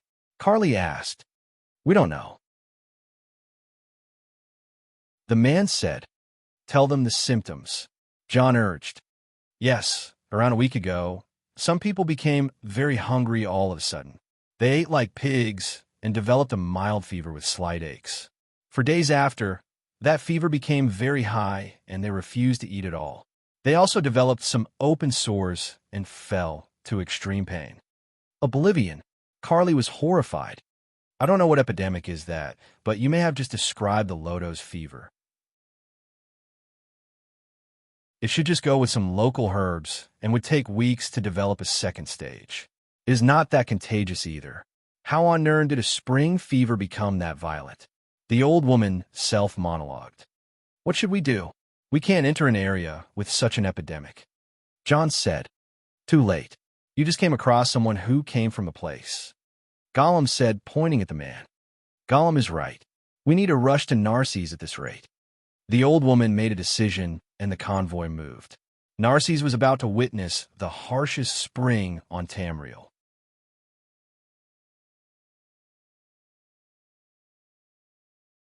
Chapter 417. The Plague 2. Love in the Time of Lodos.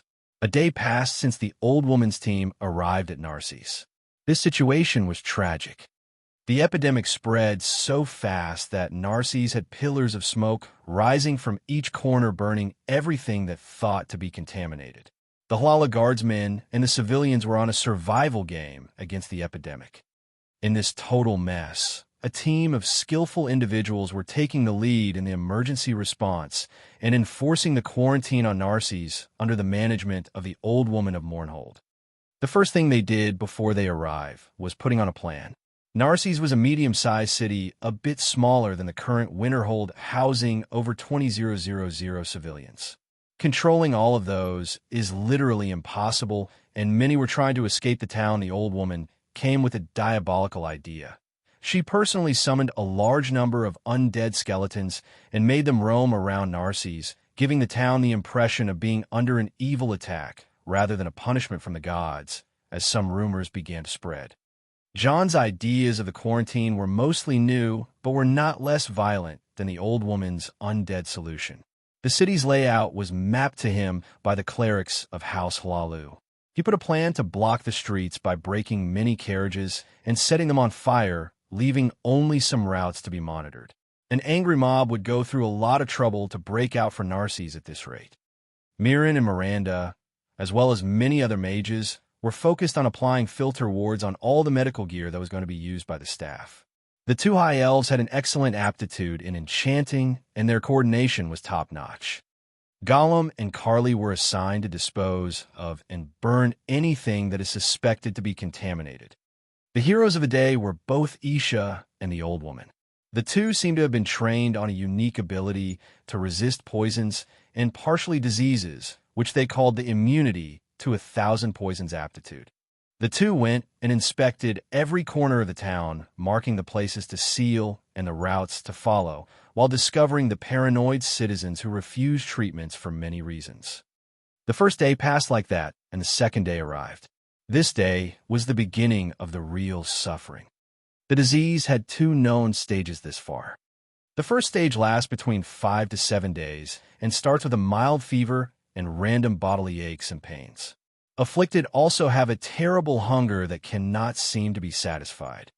The second stage is marked by a high fever, overall weakness, and the appearance of open sores upon the body. Pain grips the afflicted, making most normal activities impossible to perform.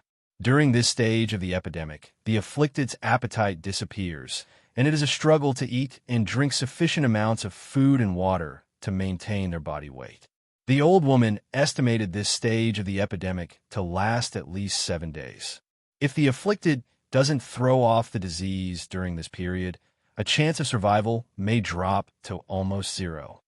This is the 10th day of the breakout, and the situation is looking bleak. Only a handful of alchemists were working day and night with no real result other than a potion that can prevent the infection and a portion to ease the pain. Yesterday, Miranda fell to the disease too and was consumed by the terrible hunger. John and Isha stood out of her room looking at her wolfing a chicken in a minute. "Where's my sister?" Mirren came asking. Miranda tensed after hearing her brother's voice while John blocked the doorway, and Isha faced Mirren. "Hey, let's talk outside." Isha tried to take him out, but Mirren carried a strange look. "I feel something is wrong. Let me see her." Mirren shouted at John, and the latter only sighed and moved away from the doorway. "Just don't walk in." Clearing the door for him, Mirren tried to walk inside, but Isha held him. The Altmaier twins stared at each other wordlessly. 1,000 thoughts, or so, were exchanged between the two in moments before a smile appears on Miranda's face and disheartened look on Mirren's. He then walked out, and Isha went to comfort him. John followed the two by his eyes until they stood together, and Isha pulled Mirren closer and hugged him. "Oh, that girl is smooth." John grinned. "What?" Miranda asked. "Just some love in the time of whatever this epidemic is." John replied. "Love? Yeah. Isha is making an advance on your brother. She is hugging him like a boy who will protect his girl by all costs." "Wait, is he? Never mind." John smartassly remarked. "Crying?" Miranda asked. Well, yeah. Man's tears are valuable, you know. Don't underestimate. Brother was always a crybaby," she said. "And you were the silent, cool beauty?" "No, I'm the one who likes the weirdest of things." "Strange. It took an epidemic to make you talk that many words." John remarked. "On second thought, you may be the most terrible last person to talk to." "God, no. I am awful at this. I am very sensitive." "Are they still hugging?" Miranda asked. "I've good news and bad news." "That's a new way to put it. If you live through this, then your brother will lose his virginity to Isha, the wrong one." "Okay, I see the point now. What's with you two anyway?" John asked. "What's with us? You look alike, act alike, and dress alike. We are twins. We live together all our lives, and we have a reason to dress alike." "So you dress like a boy sometimes?" "No. Thinking that a girl will dress as a boy is more believable than a boy dressing as a girl." Miranda gave a hint. "I see. So the both of you have some bounty on your heads." John concluded. "We're assassins." John nodded, but in his mind he was denying the answer. Assassins like those two are ghosts. They don't even have a reputation, let alone a bounty. John could think of a few answers, but he was not bothered that much. "Fine, elf girl. I'll find a cure somehow and get you on your feet." John said. "You won't do that from here, else you too will get infected." She said. "I'm already infected." "What?" Miranda's eyes opened wide. "I caught up the thing this morning, but my inner system is putting on a fight. I have learned the ability to expel any inside harm forcefully, so I want to understand what is this illness attacking and how to stop it. All I know now is that this is a microbe that attacks many vital organs. I am having a hard time suppressing it, which is causing my body heat to rise, and I'm frankly quite dizzy, but I think I'll get the hang of it. What? John's monologue right now made Miranda speechless. Let me clarify further. The microbe attacks the body violently, but the natural immune system is fairly responsive. The problem is how fast the microbe reproduces and how the body reacts. The reproduction on both sides of the fight causes the body to crave for food on a large quantity to compensate for the loss of energy. Still, the sinister part about the microbe beside its rapid productive ability is how it goes on a war with the immune system not just to suppress it, but to wear it off. Once that is done, the next target will be the esophagus, which the microbe attacks by inner sores, and that is the second stage for you. With the body unable to compensate for the rapid energy loss, things go down fast. If I were to guess, I would say this disease is not something new, but triggered to be violent by a certain factor. Sadly, the common cure is of no help, and we don't know who's patient zero. What? Don't worry, I've already shared this with Old Cat earlier this morning. Hold on. Miranda raised her hand. You are infected too. Oh boy. John held his head. It is not your fault. It is just that I was a big nerd in my past life. Past what? Speaking of which, ever heard about them dragons? On a later date, John was summoned by the old woman. So we found him? He asked. Yes. The first patient it is. His state is quite bad, but Isha is talking to him. The old woman replied. John insisted on finding patient zero as a part of determining how to deal with the epidemic. An hour later, Isha came back with news. Patient zero seems to be a miner who discovered a sealed pathway in a mine he works and tried to discover it only to find it filled with undead. There were some scratches on his back, and that seems to be the reason behind the epidemic. You were right, Krylin. Finding the first patient gave us a lot to work on. Isha said, got a location on the mine and the other miners. John asked the Halala clerk. I'll provide you with records of the place right away. Sarah, sir. This should work. It will. A few hours later, the clerk returned with an exhausted face. I have gone through all the records of the scribes regarding the minor and major accidents. I only found this. The clerk presented his research results to the old woman and her party. These records go back to 2E583. That's even before my time. The old woman said, almost 950 years ago. What does it say? John and the old woman skimmed through the paper, then looked at each other and frowned. The Lodo's plague? Not the Lodo's fever? John asked. The Lodo's fever is an old sickness that appears in the spring all around Eshin. I've never known there was a plague by the same name. If it is the Lodo's, shouldn't people have at least immunity to it? The old woman wondered. I think you are mistaking something here. The Lodo's fever is the watered-down version of the Lodo's plague. One is regular while the other is pandemic. Here, there are third and fourth stages as we feared. The note says, the third stage of the plague marks the beginning of the end for the afflicted. The open sores cover most of the afflicted's body, which burns with such heat that the afflicted becomes delirious and subject to hallucinations. The afflicted refuses to eat or drink, and any kind of movement results in agony. This stage of the plague is relatively short, lasting from 1 day in extreme cases to as long as 5 days for those unfortunate enough to hang on. God! The final stage of the Lodo's plague can take one of two paths.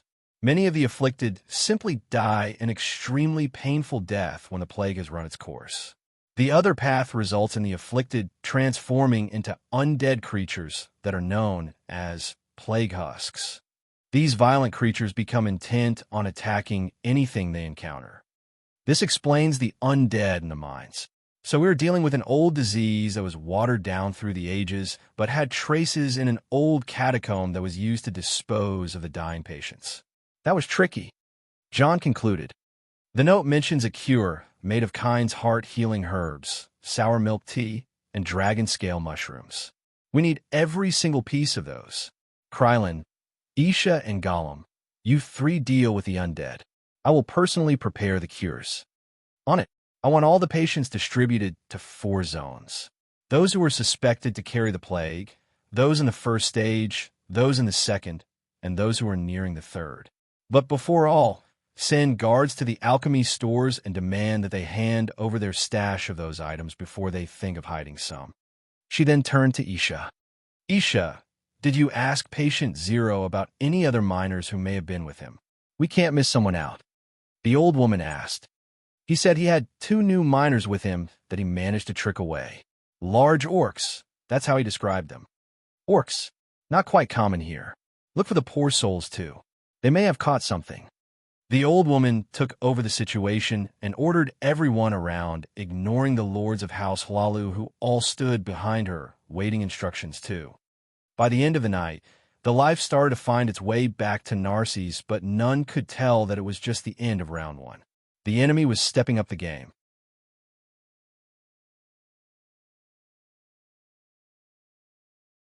Chapter 4:18, End of the Plague, The Traitor.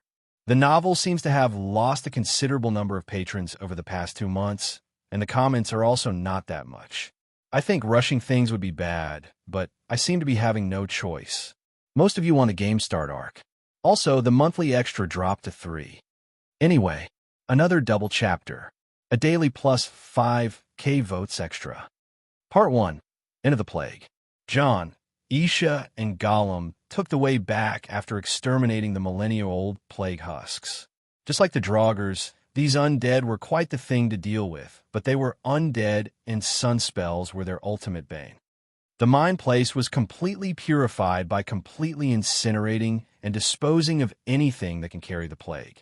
John even offered one of his contamination Dwemer chests to seal the remaining and locked it forever by the skeleton key while planning to banish the whole thing to oblivion if there's an opportunity. Still, when the 3 approached Narses, they felt that something was amiss. The 3 detected some unnatural auras and rushed in the city. The situation was complete mayhem. Plague husks? Here? Isha became horrified. Oblivion. Gollum and John were not believing what they seeing. Compared to the old things from the mine, these ones are quite fresh. How on earth? The plague husks shouldn't have appeared in Narses even after a week from now. Krylin, the old woman, our labor. She is our top priority. Isha shouted. Shit, I'm going all out then. John didn't plan on concealing his power anymore. He took out pride and put half of his magicka in a spell. Come forth. As he cast the spell, the void shifted and a horde of flame atronachs appeared. Just like a flock of torch bugs, they flew in all directions, attacking the plague husks. Krylin, you're a mage? Gollum was taken by surprise. He is, and the best one I know. Isha replied. We need to find the city hall. The old woman is a strong sorceress. I think I can feel her magic this way. John walked through the ruined area and the burning houses to the direction of the plaza.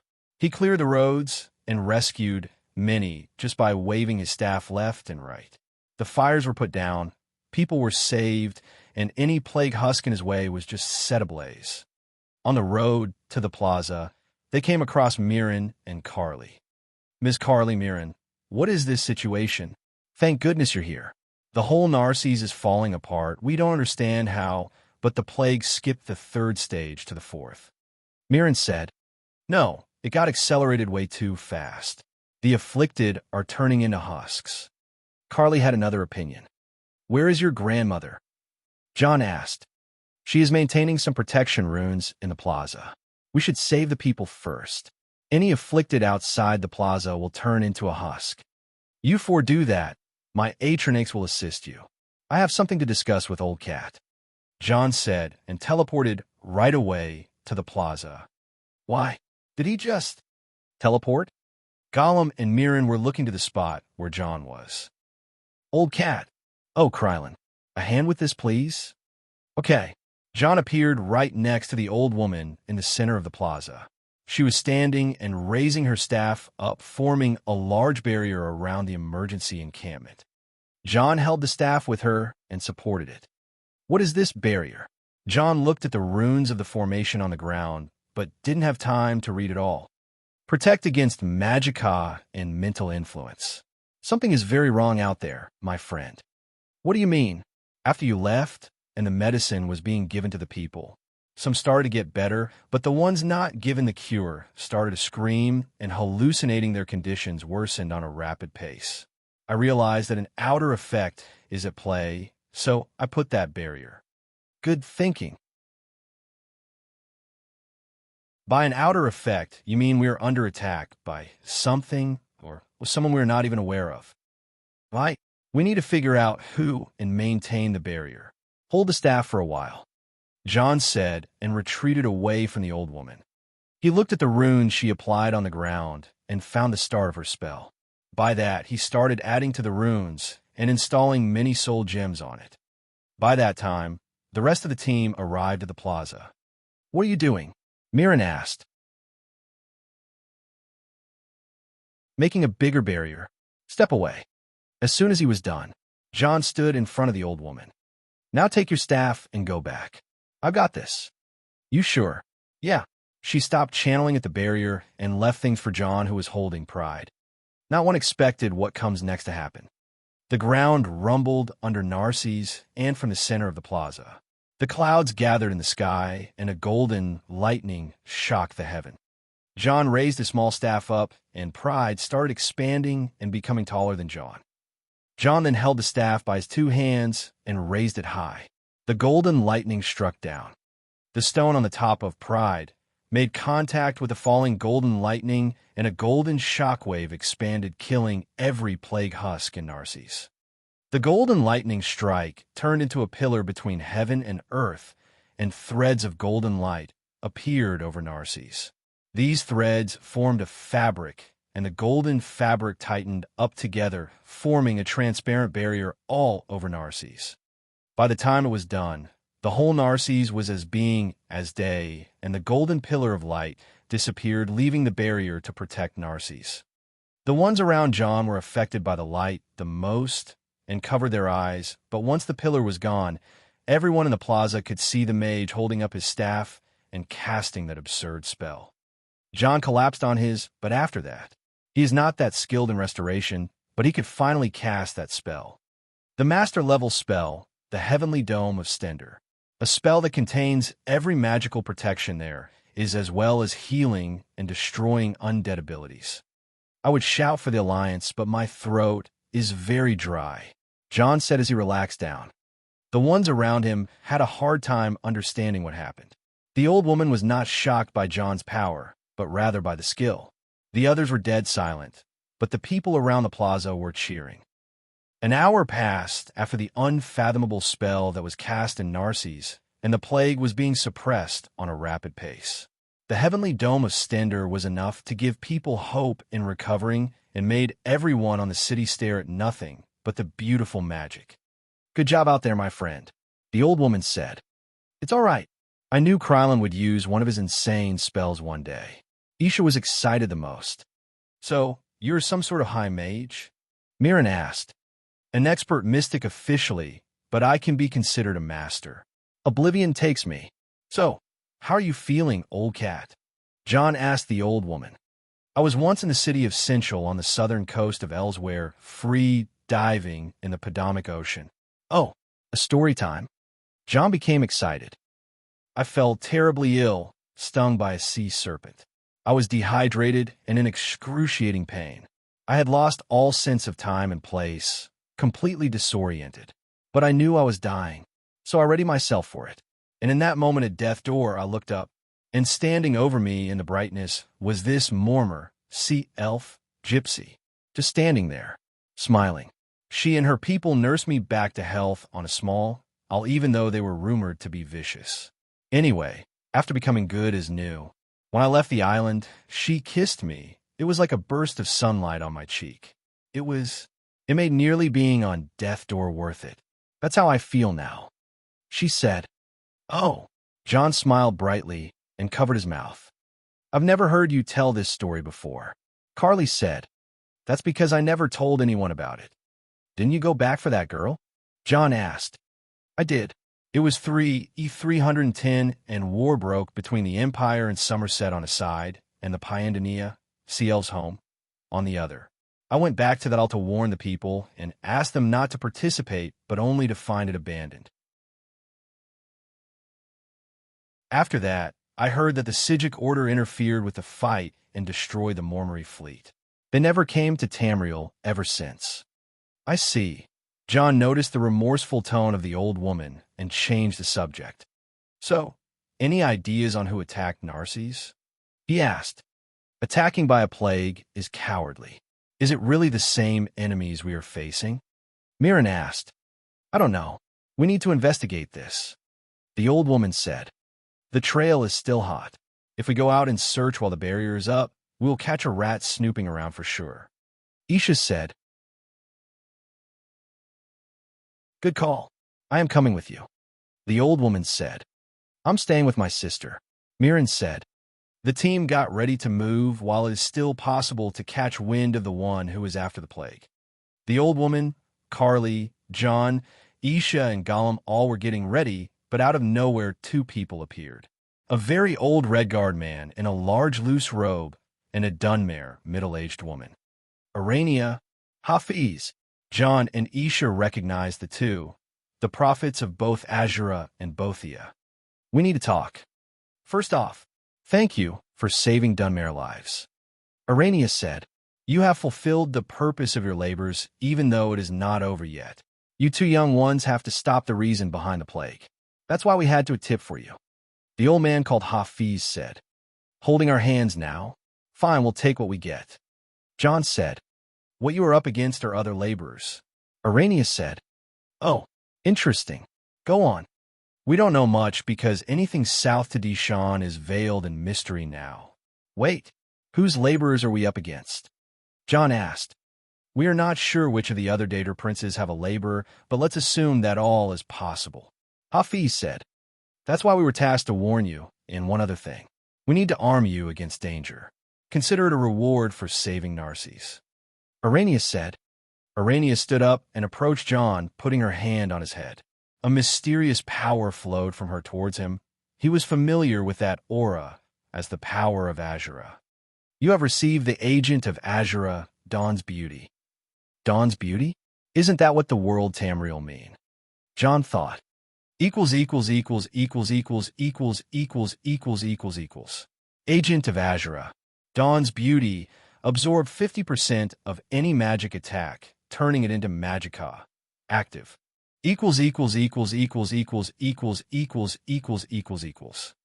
Damn. I guess you already had an insight into it. Arania said. Yeah. He looked at Isha, who seemed to have received a blessing too. What did you get? He asked. Don't know. Still, a bit mysterious to me. You will have an insight into it when you need it. Hafiz said. So this is it? 2 blessings and a tip? No old age wisdom? The old woman entered the room. That's all that the gods wish to reveal at the moment. Arania nodded. If it is some old age wisdom, then do not die. Gods know how we can use some of that youth you guys have. Such a waste young ones are no wise, but foolhardy. Hafiz said. I tend to disagree. The old woman said. People say youth is wasted on the young. I believe wisdom is wasted on the old. All you can do is die with it without the others benefiting from it, especially the ones closest to you. They want no part of it. It is as the Lady of Mournhold says. The 2 priests replied with respect. Shall we go now? Isha said. Yes, but before we do that, I have a gift for Lady Bothia and an apology. John said. Hafiz didn't seem to have got John. Here. John took out a strange-looking mace and handed it to Hafiz. It was none other than the mace of Molag Bal, the one he got from Markarth and had to kill a priest of Bothia's cult for it. Oh, that is that. Hafiz seemed to have recognized the mace. Give that backstabbing bastard ball some good whooping for me. Also, make sure that no other hero like I have a chance to find it. Here's a pro tip. Hide that thing in a Dwemer ruin and make it only reachable by remote controlling a Dwemer drone that has shitty controls. You know that quest in San Andreas? Supply line. I'm afraid I don't. You'll figure it out. Part 2. The Traitor.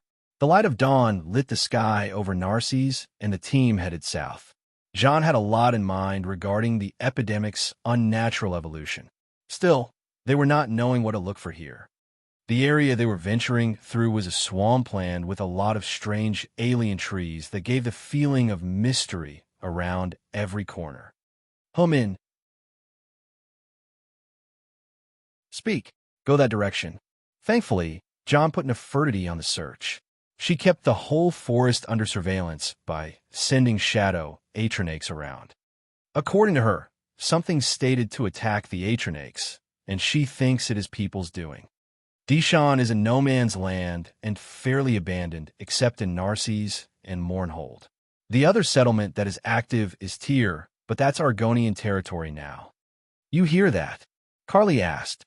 Seems like Krylin is right. There are some presences over there. Isha nodded and lowered her posture. Carly hid behind some trees and sneaked around to catch a glimpse of some camp in the swamps. She returned and reported that. Argonians? Maybe bandits. Gollum said. I don't think so. Let's deal with them and take prisoners. Won't take a second if they are bandits. John had a different opinion. Fine, let's use the same plan. Spread around. The old woman decided to attack the bandits from all directions. After some scouting, the plan was put in motion and a barrage of fireballs descended on the camp. John, Isha, Carly, and Gollum were to attack from all directions while the old woman would support them from behind if needed. John charged from the north like the wind and jumped in the bandits' camp. An enemy Ada, an Argonian, noticed John, but the ebony blade sent his head to the other side of the camp. An attack. Hurry! Argonians flowed from all directions at John. An arrow support came from Carly, who was stationed on the tree, but John only waved his sword and cut 3 Argonians in one slash. Damn it! Stop him! Summoned Gorgoth and Clang. An important-looking Argonian shouted. John took note of him and cast a thunderbolt enough to paralyze the Argonian rather than killing him. As the spell was about to strike, someone appeared with a large shield and blocked it. Humph! John seemed dissatisfied, so he used his aura recklessly and launched a series of energy ribbons to all sides, killing as much as he could. Where are the rest? John wondered to himself. Only Carly and the old woman were supporting him from the back, but the other 2 didn't appear yet. Gah! Die! A strong shout came at John from the side as one big fellow waved one big hammer. John was provoked by that guy's voice and waved the unbreakable ebony blade at him. The 2 weapons clashed, but it was John who fell short. He felt like his aura was escaping from his hand. TSK. Troublesome guy. John retreated away before the hammer lands, while cursing. It was a long while since anyone forced him back. Looking at the hammer, John felt some familiarity to its crudeness and frowned, for only when it moved he could tell what is it. Volendrung. Looking at its wielder, he saw an orc. Looking at the guy with a shield who just stopped a spell, he was also an orc, and the shield was inverted with a unique look to it, carrying a faint spell-warding effect. Spellbreaker. This was it. The 2 other laborers that were supposed to be facing them. John focused on his sword and readied himself for a bitter fight. The hammer can empower its user while draining the enemy's power, while the shield can fairly block anything. A troublesome duo. Take this. John had a fair amount of his aura in the sword and launched a strong attack towards the hammer user. John's oppressive aura seemed to have put a lot of strain on the strong orc, but he somehow intercepted John's attack with the shaft of the hammer. Strong orc you are, John praised. As any Orsimer, the orc said. Then why don't you break for me? John shouted a Nordic battle cry at the orc's face. The orc felt his power failing him and fell back. John got the chance to kick away the hammer and was about to cut the orc, but the other one stopped him with the shield. Annoying, John said while striking multiple times. The shield was really something to behold, withstanding an unbreakable blade being waved by John. The orc behind the shield was big, but seemed weak and feeble despite his ability to keep John in his place. The other orc managed to run for his hammer, but an arrow from Carly found its way to his shoulder, while a spell came at the other orc from the back, paralyzing him. The shield orc tried to spit something at John, but the latter evaded, quickly knocked the orc by a feint. The whole camp was wiped out save for the important-looking Argonian and the two barely moving orcs. Let me guess, the laborers of Malakath and Periite, if I am not mistaken? John spoke to the Argonian and walked towards him. No, stay back. You can't hurt me. I don't give a single fuck who you are.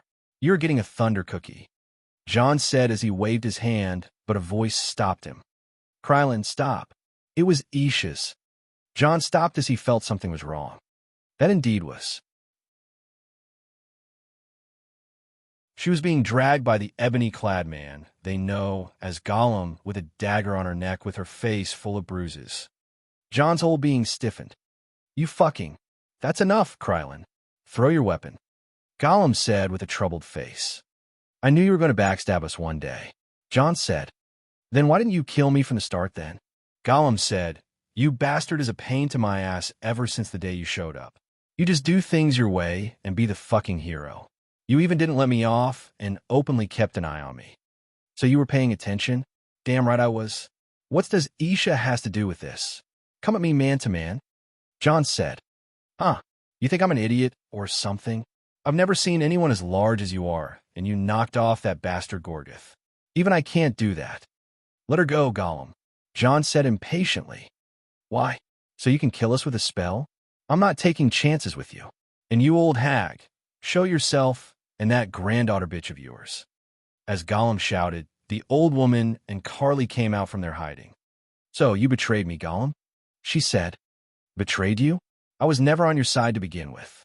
You Tong bastards are acting like lords and ladies, making your own kingdoms from the suffering of people. Wait, you're actually caring about people? John asked. Oblivion I do. That woman is not some charitable old lady. She is the Tong itself. Doing charity to gain more followers, killing who oppose her, sorting out people as she wishes, loaning merchants to sink them and to take over the bazaar. No one even knows who she is or what is her goal. Do you think that should be left aside?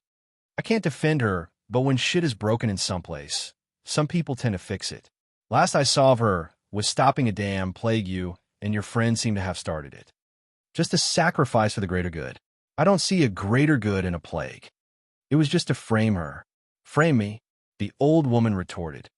The cure was ready outside Narses and shipments, just when the chaos goes loose. You would be arrested and the town gets saved. Gollum said, and turned to John, but somehow you just managed to stop it. Like Oblivion. Who are you? Krylin? Who is the real you? What is your real face? Gollum said as he tightened the hold on Isha. You can call me and Marie. Don't smart-ass with me. Who the fuck are you? Gollum shouted. John looked troubled. He wanted to try out something, but Gollum was too cautious. The two orcs also recovered and stood on Gollum's side, so it would be hard to free Isha. He looked to the old woman, but she signaled him to stall them. I'm John Dare. What? Carly shouted. John Dare. Isha's eyes widened. Who the fuck is that? Gollum seemed unfamiliar with the name. I know. The important-looking Argonian shouted. John Dare, a Nord Thane and a Winterhold's ruler. He owns the Dare Dragon Company and has a large fleet. John Dare of Winterhold. I know him. I see. So you're just like that old woman, a rich guy with a criminal tongue at his back. Well, being as cool as Old Cat is really something to strive to, but yeah, I feel like she is the much older female version of me, right? I remember. He is on the second most wanted of the Thalmor and got banished by Skyrim's king. His head equals 1 million gold septim. The Argonian said. Everyone stared at John with wide eyes. Okay, I didn't know that. I know I was wanted, but 1 million gold septim. I see. It is the same amount of money I extorted from them. You extorted money from them. Yes, and I have to admit, I made a pool out of gold and sat in it with my cat. We were fabulous. But still, you said I was the second most wanted? Who is first? John said. The remnants of the former royal family of Somerset. Oh, I don't think I can top that. John gave up. What should we do? This guy is a fearsome mage. Gollum spoke to the Argonian. Take his artifacts and retreat with the girl. We have the advantage in the swamps. Do as he said. Gollum shouted at John. Which artifacts? The ebony blade, and that ebony mask, and the ebony staff as well. Gollum demanded. I see you are obsessed as ever with ebony. John said as he took off Krylin and took out Pride, then passed the ebony blade all on the ground. Now stand back. Gollum said. Why? I'm still having more ebony things. See this coat I am wearing? John gathered greed on his hand, turning it from a trench coat to a slime ball. Look at my bracers and boots. They are armored by ebony too. An ancient enchanter called Ozidal made them. Gollum, who had a weakness to ebony, stared at the artifacts John had. Oh, almost forgot the ebony rod. But sorry, that's in my pants. John was desperately buying time for whatever the old woman was doing. Just as he was about to run out of jokes, Isha's body shivered with a strong magicka. A hot wave of energy came forth and swirled around her like a gust of hot desert wind. Gollum was instantly blown away, and John ran to catch her. I got you. Stop that thing. He made sure that she is okay, and then looked at Gollum, who was staggering up beside the Argonian. John gave a deathly glare as he was about to go for them, but the Argonian cried, Venerable One, protect us. With that sort of prayer, the swampy forest reacted. Every truck, branch, and leaf moved at John. The fuck? Unexciting such an attack, John put a clumsy guard and got flung away by a tree. He flew a fairly big distance before crushing in the mud. Annoyed, he jumped up from his place and ran towards Gollum, but the old woman stopped him. Wait, you can't go. The Hist has taken over the forest. It is dangerous to fight here. Damn it. John hurriedly recovered his artifacts and carried Isha away from the danger zone. Are you okay? John asked.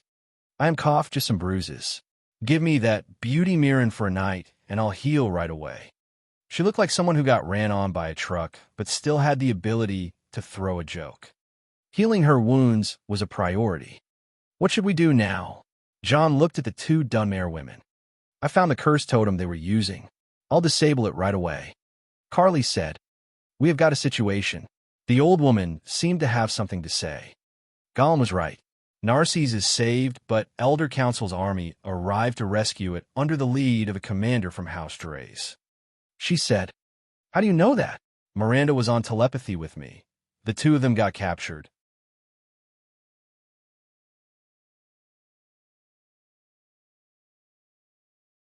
Chapter 419, Two Birds, One Stone. Thank you guys for the kind comments last chapter. I know I kind of nagged, even though my schedule and edits are not up to the standards lately, but I hope to always have your support and meet your expectations. Many thanks to at Orpheus, at Zarek, and at Ortha Bigman on P4Tray0N. Also big thanks for Dark Priest on PayPal. For your request, please talk to me on Discord or on Twitter at EldokMeasy22. Another double chapter, Daily Plus 8K Votes Extra. Part 1. So let's recap our situation. We were dragged here for a labor as the gods of Morrowind want us to assist the old woman of Mournhold. She is a charismatic and badass grandma who controls the mafia of southern Morrowind and lay waste to her business opponents, which I'm totally okay with. I mean, look at Winterhold. Then she had this man who she decided to take care of until he became the champion of Bothia, who then turned against the old woman because he thinks she is evil. He tried to make people move against her, so he contacted House Drays and the Argonians, making them launch attacks on her business, then trying to frame her for spreading the Lodos plague. His plans went in shambles because of our friendship, hard work, and plot armor. After saving Narses, we were about to bust his major allies, which made him take things to his own hands and confront us, causing Isha to get badly hurt and stealing the Spear of Bitter Mercy. While we were at it, the Grand Council army under a commander from House Drays made a move on Narses to end the plague, only to find it all worked out and the old woman they were supposed to be capturing is nowhere to be seen, so they captured the two high elves who were associated with her. John said, "I'm sorry, where are we again?" Isha asked. "In my cube. Just stay still until I'm done healing your wounds." "Oh, a cube. Do I have to act like this is a normal thing?" "Do your best." Isha was lying on her front on a bed with her back exposed. There were really some bad bruises after Gollum attacked her from behind, so it had to be made sure that there is no internal bleeding. "You are really good at healing. Compared to my wife, I am very crude." "Right. You're John Dare. I heard that your wife is the most beautiful woman in Skyrim. Is that true?" "In the world." John corrected her. "Wow, that's a big claim. Being the most handsome young man in the world married to the most beautiful girl in the world is only natural. That's a side of you I never saw before." "Of course, revealing that I am the most handsome young man in the world means I am confessing my identity as John Dare. The Thalmor would come after me again." "Now you're being cocky." "Ouch, that hurts." "Right, you revealed your identity to Gollum. Don't you think he will contact the Thalmor to get rid of you?" Carly added, "He will. The Enzyleel government of Black March seems to be friendly to the Thalmor. It seems also my labor is over as soon as we get rid of the threat of House Drays and the Argonians." John said, "Indeed, it seems our enemies are clear to us now that Gollum was revealed his intentions. I never thought the boy had it in him." The old woman added, "John and the three ladies were in the cube. They had to enter and regain their strength after what happened in the forest, as the place was now fully controlled by a Hiss tree. You are good now." John finished healing Isha, then looked at the old woman. "Now, how do you want to play this?" "Good question. We have to save the poor children first. That means we need to get rid of the Dre's commander in Narses and send the army back. We also need to get rid of Gollum. He knows too much about me, and my agents could be in danger or worse, turn against me. The last thing we need to do is payback. I will use some strings to bite House Drays in the ass, but you need to deal with the Argonians in Tyr," she said. "Save Mirren and Miranda. Kill Gollum and exact revenge on the Argonians. The voices are telling me I will enjoy this." John said. "The voices?" Isha asked. John pointed to his head. "Oh, right." Isha nodded and remained silent, remembering their time in New Sheoth. "First thing first, we need the boy and the girl from House Drays' grasp. Any ideas on how to do this?" The old woman said, "But taking the now will make the House Drays commander find an excuse to stay in Narses more." Carly added, "Leave that to me." John stood up and went out of the room. He invited the ladies in. A minute later, he came back with a spear in hand. "This is for you." He gave it to Isha. "Thanks. I want Isha and Miss Carly to do something for me. Is there any monsters around Narses that are hard to deal with? Something like trolls or any of that?" He asked. "There is an Alit herd way to the north." The old woman confirmed. "Alits are reptiles that have a large mouth and walk on two legs. The only thing they do is eat and shit." "Perfect. Can you two draw it for me?" "We'll need fast gooers or horses." "Very fast," Carly said. "Here." John handed them several Atronach horse scrolls. After explaining their use and demonstrating it, the two ladies were excited to try it out. "What will you do?" the old woman asked. "I will drive out the army, of course," John said with a sly smile. In Narses, the situation around the town settled down by the afternoon of the second day. All of the ill who were given the cure provided by House Hlalu were recovering on a rapid pace, and the barrier around the town made any sort of contamination impossible. The plague was officially over, but what came next was Morrowind's official army claiming to be coming for rescue, and judging the ones responsible for the epidemic only to find a big barrier surrounding the city and the epidemic almost over. The commander of the dispatched force, Ulvin Drays, the young prodigy of House Drays and a captain in the Grand Council's army, was heart and soul hell-bent on achieving military merits and taking over Narses for House Drays, but things went in shambles to him. All he could do is to look for any suspicious people, and his eyes landed on the two high elven girls who were said to be associated with the old woman of Mournhold. Initially, the plan was to come and arrest the old woman for spreading the plague. All the evidence were fixed to point at her, but somehow she got rid of the disease so fast and disappeared somewhere. All that Captain Ulvendrez could do was to arrest those two under suspicion. He just needed some time to fix the case against the old woman as soon as he could. Why was House Drays interested in Narcisse, which is House Lala's home? The answer was simple. Slavery. Ever since the war with the Argonians, over 190 years ago, House Drays was losing its most valuable trade, which is slavery and farming. More to that, Dijon is now no man's land, while the most valuable asset of House Drays, which is the city of Tyr, is on the other side under Argonian control. If House Drays couldn't figure out a way to get a stable stream of slaves, things will get worse. Enslaving Argonians was an old practice, but now the Enzai-Leal government is too powerful. House Drays tried to sneak into Skyrim and kidnap Nords, but Jarl Ulfric Stormcloak and a certain clan of gigantic, crazy, red-headed Nords gave House Drays the ass spanking of its life. Now, the only thing House Drays could do was to enslave orcs and breed the slaves while barely kidnapping any Argonian they could get their hands on. Now, the only method to regain a good stream of Argonian slaves is to take over Narcisse and establish it as a foothold in the no man's land by overthrowing the weakened House Hlalu for good. The mole inside the old woman's tongue was very cooperative and even used the Argonians of Tyr to make a move. He had a few absurd demands, but nothing is too expensive when it comes to Narcisse and reviving the trade of House Drays. Now that the plan was facing danger and House Hlalu was having the public on their back, Captain Ulvendrez was thinking of how to root out the Hlalu for good. Knock, knock, knock. Out of nowhere, the door to his room was knocked on. Who is that? A man is asking for an audience, sir. He said he has what you're looking for. A guard spoke. Captain Ulven frowned, then remembered Gollum. He must have captured the old woman. Striding to the door, the captain opened it, but didn't get to see anything other than a large silhouette. Then his face became numb all of a sudden, and the world went in circles. Good paw strike, Human. Learn from the best. John seemed to have slipped his handed and smote on the man's head with the skull-smashing heavenly paw strike, with Nefertiti overseeing the whole process on his shoulder. Go find Mirren and Miranda.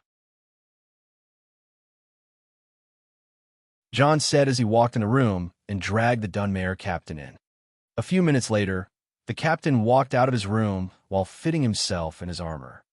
I never liked this bone mold things. It is too awful for my taste. Complaining, the Dunmare captain found his way down the barracks of Narcisse. Guard, come over here, son. He called. Yes, Sergio. Dunmare, sir, for higher positions. Go gather my lieutenants and the rest of my guards. Tell them we have a situation. Yes. The guard ran and returned after a couple of minutes with everyone. Yes, Sergio. Were your commands? The officers all lined up. Listen up, men. A message has arrived from Taldaic Fortress. It seems some reavers are planning on raiding the villages around the place. Prepare for an emergency march. But Sergio, you said this operation is pivotal for assuring Morrowind's grip on Dijon once again. An officer retorted. When did I say that? The captain asked. This morning, Sergio. That long? I was young and full of hope this morning. Don't take what I said seriously. Prepare for an emergency march right now. But Captain, how can we leave when we just arrived? You'll figure it out. Duty calls, gentlemen. And Dijon, Sergio, we can't expand our front yard with our backyard on fire. I won't repeat my words. Narcisse is handled for now. You lot travel as soon as you can, and I will come after you with my guards as soon as I finish the remaining business I have here. Yes, Captain. Dismissed. By 2 hours, the dispatched force numbering over 500 soldiers were packing and leaving Narcisse. The captain and his guards followed after them by an hour. Part 2. On the road to Taldaic Fortress, a group 20 of armored soldiers traveled on Guers and protected the carriage of Captain Ulvendrez. The captain was spending his time lazily while closing his eyes and focusing on his ears. After some time passed, he received a telepathy signal from not too far. We are ready. Do it. A few hundreds of meters away, Two ladies were riding flame horse atronachs running through their wastelands of Dishon while pulling the aggro of an elite train. These monsters ran with nothing but food in mind, if there were any, befitting their description of being a mouth on two legs. I hate those things, Isha complained while she stabbed an elite that was about to attack her from the side. Just don't let them bite you, and you'll be fine. The two girls rode like the wind until the lights of Captain Ulvin's convoy appeared. Krylin, we're here. Roger. The two girls split left and right, then increased the speed of the Atronach horses to the max. The convoy of the captain stopped after seeing something strange charging at them, then realized it is two fire horses leading a horde of elites. Damn it. Run. Ambush. Captain, it's an ambush. The guards panicked right away, but the captain went out of the carriage. Steady, boys. No need to get noisy now, the captain said while dragging another naked clone version of himself with him. Captain, what? What's going on? The guards were about to question the strange phenomenon, but somehow they felt strange. They looked beneath themselves and saw a yellow, earthly aura surrounding them. It was simply the spell bind. The captain in armor threw the other version of himself on the ground. On top of being naked, that other captain was gagged, blindfolded, and tied in a strange fashion. Well, see, you wouldn't want to be, The captain suddenly teleported away, leaving behind his look-alike and guards. As the elite horde clashed with the Dunmare, a bloody fight occurred, and the soldiers were suppressed by the binding spell, so they started falling one after the other.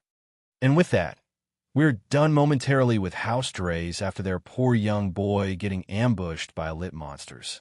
Such a tragedy.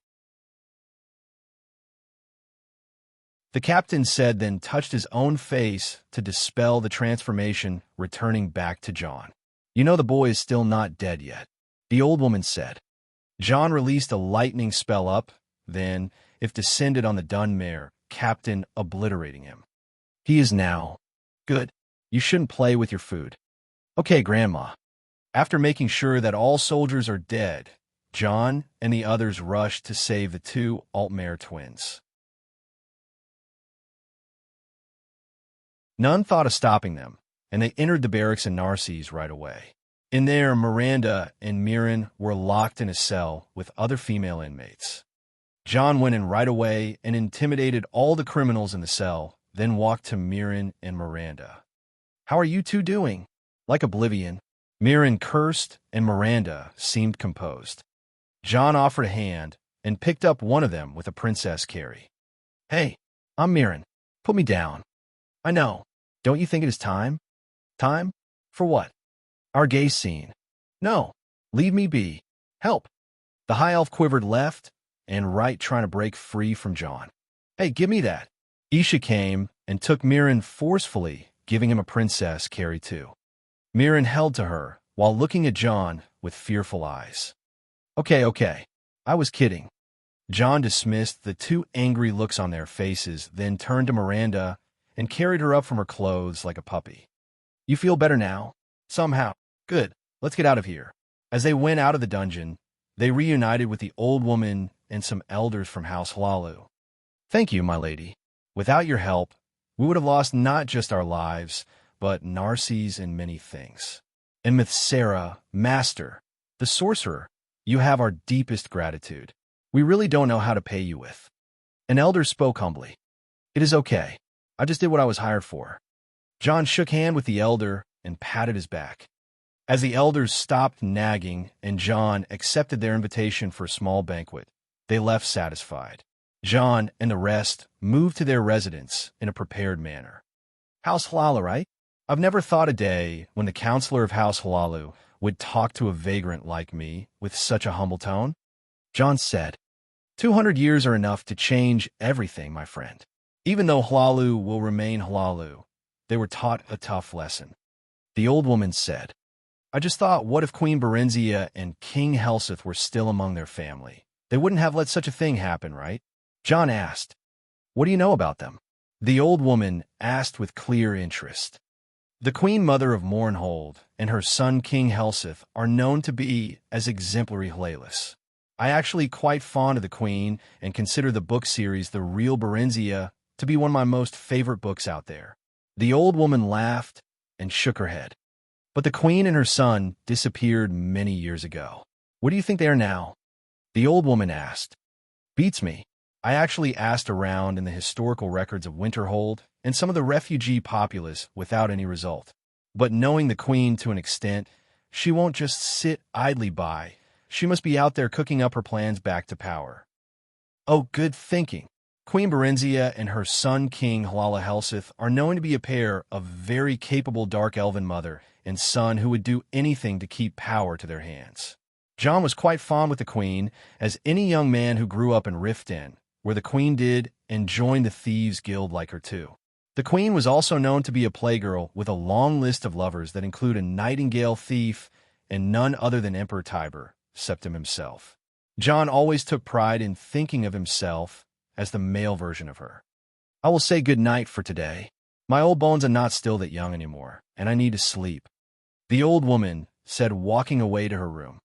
The ones remaining in the meeting room were John, Miranda, and Isha, who was awfully silent. "Dude, what's up?" John called for Isha. "Nothing. But you became all gloomy and dispirited all of a sudden. It is Mirren." "Huh," he said. "I am a good friend." John then realized why Isha was so silent. "Oh, poor girl, you were friend-zoned?" "Yes." "What is a friend zone?" Miranda asked.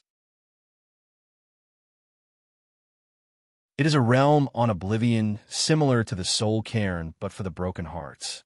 Very dark, very cold," John said dramatically. "Oh, sorry about that, Isha. You were nice to my brother, but he is a little oblivious," Miranda said. "It is okay," John said. "I've always considered the friend zone to be just the start. Even in the deepest abyss, there is hope, Isha." "Ow! I always think of being friend-zoned is the stage where one has to prove their worth. You can't just go and say, 'Hey, I like you,' and expect some ass. You need to earn the ass in that friend-zone period. It is your opportunity to build up a good relationship." "Oh, so to get Mirren's ass, I need to play slow." "Yes, start from being a friend and climb up the ladder." "Whoa, Krylin. I mean John Dare. You really deserve your reputation for being a playboy." "Okay, go to hell." Right away, Isha's face brightened up and went away happily. John and Miranda were the only ones remaining on the table. John looked at her and winked. "Good night, mister. John, you're a good friend." No, no, no. John Dare doesn't get friend-zoned. Just until you become healthy. Good night. You hear me? John Dare doesn't get friend-zoned.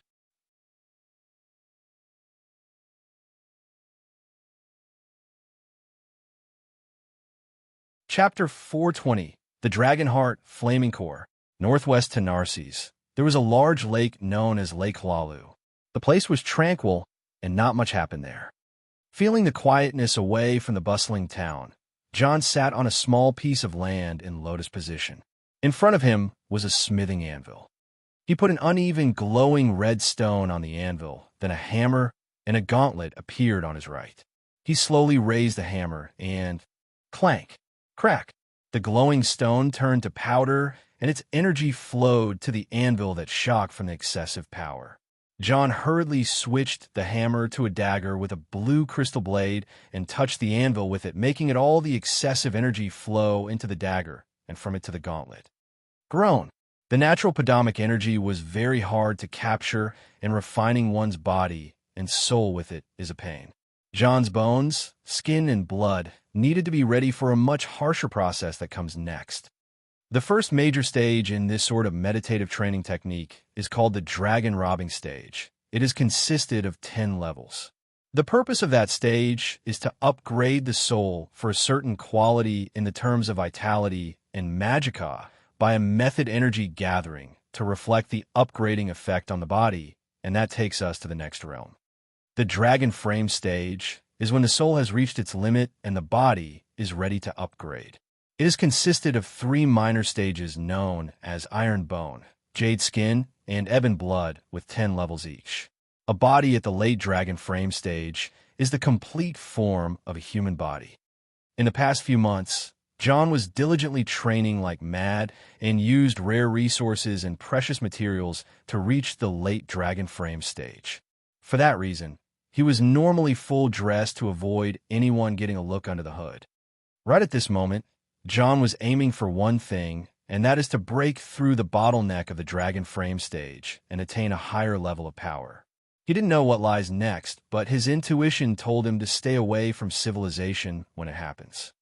As the vital Podomic energy was his base training energy, Morrowind was his best training place for the existence of the Red Mountain, which is a massive generator of Podomic energy. This means John's power is bound to jump by leaps and bounds, since he was training as if his life is dependent on it. Time passed, and his concentration deepened. A day passed, phenomenons started to appear in the lake. Despite being a large body of water, this kind of lake doesn't necessarily have tides and waves. But last night was a completely different story. The people of Narses noticed the unnatural moves, and by the second day, the water became a bit violent. Such an accident would make the town go in panic, but the old woman made it clear that one of the people responsible for saving the town is having an important period of his training in the middle of the lake to not cause inconvenience in town. John was really honest with her about the fact. At the third day, the water was clearly unnatural, as it wasn't just violent waves, but as if something was trapped under the water surface and keeps hitting the water screen from beneath the surface. Even the old woman herself had to climb a tower and look deep into the lake by magic.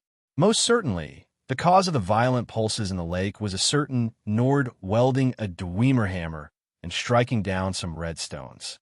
It seems that the anvil was broken in half too, so he had to use rocks from the lake, which caused the violent movements of water. However, the first 3 days were one thing, and the fourth was a completely different story. The lake was tranquil in the morning, but as soon as the time of noon came, the sky darkened all of a sudden, and it seemed to be an out-of-season thunderstorm. The people locked their doors on themselves, but a few curious ones could link the untimely, even with a mage in the lake. John was sitting in a swirl of Podomic energy and making a steady advance to the next stage. Up in the sky, the storm started to develop a tornado, descending right on John. This was a natural response from the world at someone breaking the rules of the Mundus. To John, sending a tornado at him was a mere child play compared to that other time, but what made this one different was what happened next. A spark of fire broke in the tornado, and, as if it is some flammable substance, the tornado became all fiery red and pressured John to the max. John started to lose concentration, but he put his hands together and connected the pressure points in his palms and finger together, forming a strange hand gesture to maintain his inner flow. The firestorm on his head started to get fiercer by the second. John could barely summon Krylin to increase his resistance to the elements and greed for protection. And so, the long battle began. The difference between attaining temporary connection with the orbic energy and looking at the tower like the tribunal is different from trying to harvest that energy for oneself, and so the retaliation of the world was different. At the fifth day, John was already powerful enough to finish up. He attained enough power to push the world back. He got ready for what comes next, and made the first wave of retaliation at the world suppression. At that point, his heart felt strange. All the energy in his channels and energy center gathered on his heart, and it became as if a fire broke in there. The heat coming from his heart was something else entirely, not even his whole being can withstand. While pushing the suppression from above by willpower and his heart from within by endurance, John arrived at enlightenment. He saw a strange scenery of a world as if very under the sea surface, but what surrounded him was energy rather than water. The phenomenon didn't last for a few seconds before he was back to his surroundings with no storm above his head or anything. Even the piece of land he was on seemed to have sunken down. John looked around and wondered, what just happened? Sadly, there was no one to answer him. He was somehow completely naked with a charred fabric on his shoulder. John frowned and looked at Greed beside him. Didn't I say protect me? Sorry, Greed noises. Okay, just cover me for now. John investigated his energy center to find a strange anomaly. It was somehow connected to his heart, and his heart had a strong vibe of flame energy along with strong pulses. The phenomenon was questionable, but there were things like that mentioned about the ones who attain a high level of magic and extend their lives by hundreds of years. This was called the spirit spark, like how the spirits of the world have spirit sparks for hearts. The practitioner of the arcane arts may attain a spirit spark in their hearts, just like Lorcan, whose divine spark was the heart of Lorcan. Now, as far as John could tell, the spirit sparks is connected to the elements judging by the suppression of the world that came as a firestorm. John's energy became condensed in his heart, becoming some sort of a center or a core. The Dragon Heart stage, the flaming core level. John concluded the name. There seem to be no bottlenecks until the next breakthrough, but that will require a vast amount of time and energy. I guess this is the early flaming core then. System, run a full diagnosis. Loading, 10%, 46%, 86%, 100%. Diagnosis complete. A new power is discovered. Status, equals.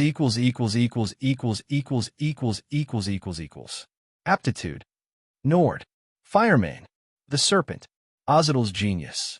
Eternal Flesh, Disease Immunity, Passive.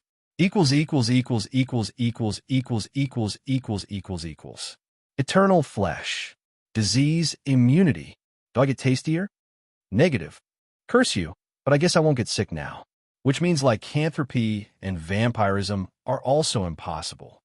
This also means that he became more immune to disease than Isha and the old woman who trained under special circumstances to resist poisons. Right. How much time passed? 1 week. Oops. You were awfully late. Isha said, "What were you doing in the lake?" "I was playing in the water." That doesn't explain the firestorm and the waves and the rain and everyone in the town is asking what on Nern you were doing. I'm not even interested to explain myself. Where are the old woman and the rest? They're back at Mournhold. The Tong agents were able to locate Gollum. In Tear, no, Shadowfen. He seems to be amassing a force with Argonians and contacted the Thalmor. Morrowind didn't respond. Not really. As long as there are no movements in the No Man's Land, the Dunmare army is stationed in Taldaic Fortress. What about Old Cat? She wants his head on a plate, but she has nothing but her Tong and House Hlalu, so she can never go on offense. She seems to have connections, but wants you to get things done. This has dragged longer than we thought. Did Bothia say anything about her rogue champion? Nope, but the cult of Bothia is very clear about killing him. They just want someone strong enough to replace him. This is where I come in then. But the ones who employed Gollum are the Argonians of Tyr and House Drays. I think we should hit them first. John decided. Any plan? John thought for a while, then smiled. Have you ever seen a blue cold flame that can't be extinguished eating an entire city? P4 Tray 0N. Goal, +4 extra. Next, +6 extra. Pat, /Rayon. com/Eldokmizi, remove /. PayPal, +$10 equals extra.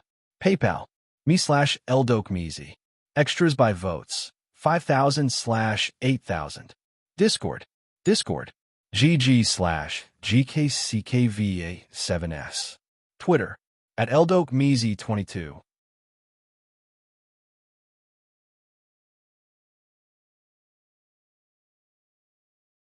Chapter 421, Blue Fire in the Marsh. For hundreds of years, Tyr City was controlled by the Great House Drays. Now, and for the past 190 years, Tyr became an Argonian territory. Throughout history, Tyr was the purgatory of the Saxhleel race, Argonians, and House Drays was nothing but the bane of their kind. The slavery to the so-called lesser races was a common practice in the societies of the elves, and houses like Drays and Telvanni were really invested in slavery. When the Oblivion Crisis struck 200 years ago, the Empire was weakened and the Imperial province of Morrowind got its defense legion pulled back to Cyrodiil. Followed by the destruction of Vivec and the Red Year, Morrowind was one of the nations that suffered the most. On the other hand, the Argonians pushed the Daedra back during the Oblivion Crisis and managed to establish their Enzyleal government that formed a strong army and went against Morrowind, sacking it to Vardenfell. Houses Drays, Telvanni, and Hlaalu were hit badly in the process, but House Reduran united the other houses in one army and pushed the Argonian back beyond Mournhold to Deshaun. The war may have ended, but the southern half of Deshaun became a no-man's land only with Narses and Mournhold on a side and Tyr on the other. The area in between became desolate, swampy, waste, and filled with baleful energy from all the death throughout the years. Who thinks that the war between Morrowind and Blackmarsh is over can't be more wrong. To make a statement, the Argonians would send a horde of their troops every year to fight the Dunmare just to make sure that Morrowind's power do not increase and to keep culling its strength. That's why Tyr City was an important Argonian stronghold and a strategic city-state. They weeded out every Dunmare trace and built their mud huts and pyramid temples all around the place.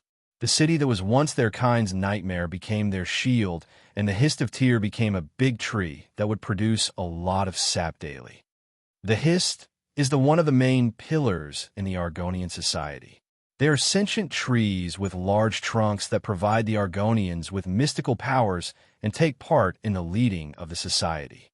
The Hist trees also worship Sithis, the spirit of the great chaos. Aside from that, the Argonians are good at crafting jewelry and possess a natural resistance to disease, one of the reasons why their country was famous for using diseases as defensive measurements. All in all, the Argonians were very wary and protective of what they hold. Tyr City is their stronghold, and the Hist is their spiritual guide.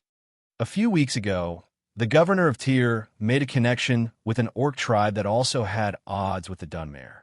The Argonians and the orcs agreed to take down Narses, to push the Dunmare back as their activities have increased in Deshaun and some were kidnapped. To make a mole inside the Dunmare, reached out to the inner politics and thought of using Dunmare to get rid of Dunmare, and House Drays and Hlaalu were great candidates for the fight. By hiring a mole inside, they found out who was the supporter of Narses and tried to eliminate her, but she was too slimy. Their plans went in shambles until the Hist interfered and suggested to use an old disease. With some tricks, the plague was spread successfully, and they waited for House Drays to take part and then trigger a hidden factor in the plague and create a breakout that would swallow the whole population of Narses and would spread north. But that didn't work for some reason. No matter what, the Argonians and the Hist of Tyr wouldn't stop before they could carve a big scar on the Dunmare. The thing they didn't see coming was someone crossing the infested marshlands and hiding among their numbers, waiting for an opportunity to return the favor. Tyr's current architecture style is Argonian. The common folk would live in houses made of mud, and the important buildings were built by stone on a style similar to the Aztec. In the center of the city lied the Hist Grove, where a single towering tree, standing on its roots with a very thick trunk that looks similar to the African baobab tree. The tree was all-time guarded by the root preservers and Hist menders. Argonians would come and visit it to lick its roots for healing purposes or drink the sap, which causes various effects among its switching gender. At day, the Hist Grove have visitors, and at night, the Hist menders and the Hist speaker work to maintain the tree and the sap pool beneath it. One night, however, things were about to face a change. The Argonians were not aware of the beast among them veiled in shade. At that night, the walls of Deshaun saw blue flickers of flame walking on the marsh. Looking closer, the shape resembled a skeleton, or was rather one. That skeleton on blue fire ran to the wall like mad and targeted the gate. Something is wrong. Stop that. The Argonian guards screamed in their gel language and intended to shoot the running skeleton only to stop it by a few meters from the wall. The bike flames on the skeleton seemed to be hard to extinguish, but that wasn't the time. They needed to inform their superiors. Just as they were doing so, two more skeletons appeared and the same scenario repeated itself. Blue flames, skeletons, and shooting. for others appeared. The guards became anxious, but their superiors were already here, and magic was cast to stop the skeletons. Then it was 8. The situation started to become strange, and the Argonians started to prepare for more assaults. 16 skeletons. If this kept going on, then it would become something very alarming. 32 skeletons. Controlling such a number means the mage is quite capable. The city was alarmed. 64. By that time, no one hoped for more waves. Just the idea of scouting what's down there became unbearable. Some skeletons even exploded on the gates. 128. That's not a number any mage can make. The city is under attack, and the whole town felt it. A bitter fight started, but the Enzyleal wizards were not some weaklings. 256. The situation was alarming. Some guards waited for the wave to end and ran down the walls to see who was in the marsh before the next wave starts, but only their screams in the darkness answered the ones on the city. 512. The whole town screamed in panic, and the guard were all pulled on the walls. The mages started a defensive formation and prepare for a bitter fight. What kind of magicka did the other party possess to be able to summon such an army? Truth be told, that was John's limit, but now all the Argonians were pulled to the walls right where he wants them to be. The next wave was not 1,000 skeleton, but rather a flock of cold flame atronachs that took various shapes. Some were birds, some were animals. At the Hist Grove, the root preservers and the Hist menders stood their ground, for their sacred duty is to guard the History. Around the areas surrounding the grove, things started to change. Explosions and screams. The blue flame skeletons appeared inside the city, and not even the Hist saw that one coming. The root preservers tensed up and got ready to fight whatever menace comes. But menace was just too big. Behind the building appeared a 4 meters giant clad in blue flames and holding a large spear. By bark and root. What is that? The root preservers were just too terrified by the giant demon that appeared. Fight it? How? The thing was just too big. Those of them who could use magic aimed their hands forward and knew cast whatever spell they could cast. Whatever kind of flame it is, Frost can at least put it down, but it was the opposite. As the root preservers struggled, one of them turned tail and walked the other direction to where the Hist menders were. Guard, what is it? Why don't you assist you, bro? // 9 Hist menders were cut down on the spot without realizing what hit them. The root preserver that killed them had a large ebony blade on his shoulder. Still no more awakening? What a nasty blade, he said as he walked towards the Hist, veiled in his greed. He stepped on a root and walked on it until he reached the trunk. On his other hand, a small staff appeared. He made the staff's head touch the blade side and dragged it fast all the way to the tip, as if he is lighting a match. Instantly, the whole blade was caught on blue fire. He pointed the tip at the tree and stabbed it all the way in. He could feel his magicka burning inside the tree. As he pulled out the blade, he narrowed his eyes. Excellent work, child. Check. Awakening. 5/10. It seemed that stabbing the Hist tree has caused the blade to react better than what he expected. The blade was halfway awakened, but its sharpness tore through the trunk as if tofu. Please don't take it personally. You shouldn't have attacked Narcissus. I know it was you who caused the Lodo's plague to skip a stage and turn people into husks. Maybe it is the Hist speaker who did so, but still, this was sent a clear message. John said and turned around, but Nefertiti stopped him. She possessed his ears and made him hear things. I see. So it is that way. The thing I call Shadow World is actually the Chaos World, where this world is reflected on the Sea of Void, which connects all worlds, times, and realities. Which means the Chaos World is the side of Siddhis. The no-existence, the undoing, the fate of LYG continent of the previous Culpa. Why share your secrets with me? You're killer. I see. You sense me.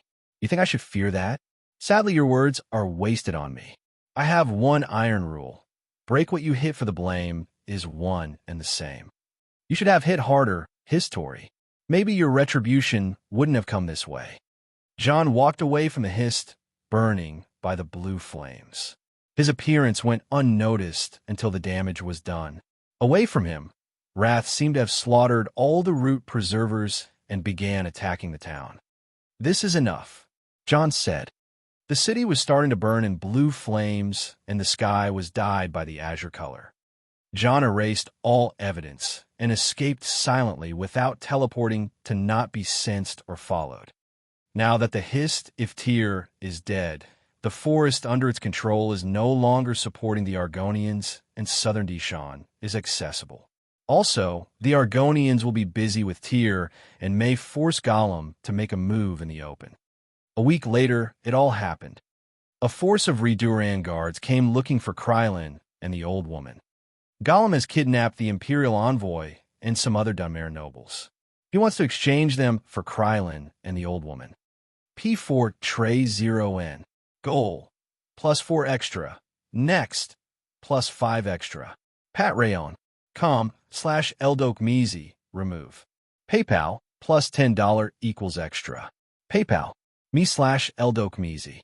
Extras by votes. 5,000/8,000. Discord. GG/GKCKVA7S. Twitter. @Eldokmizi22.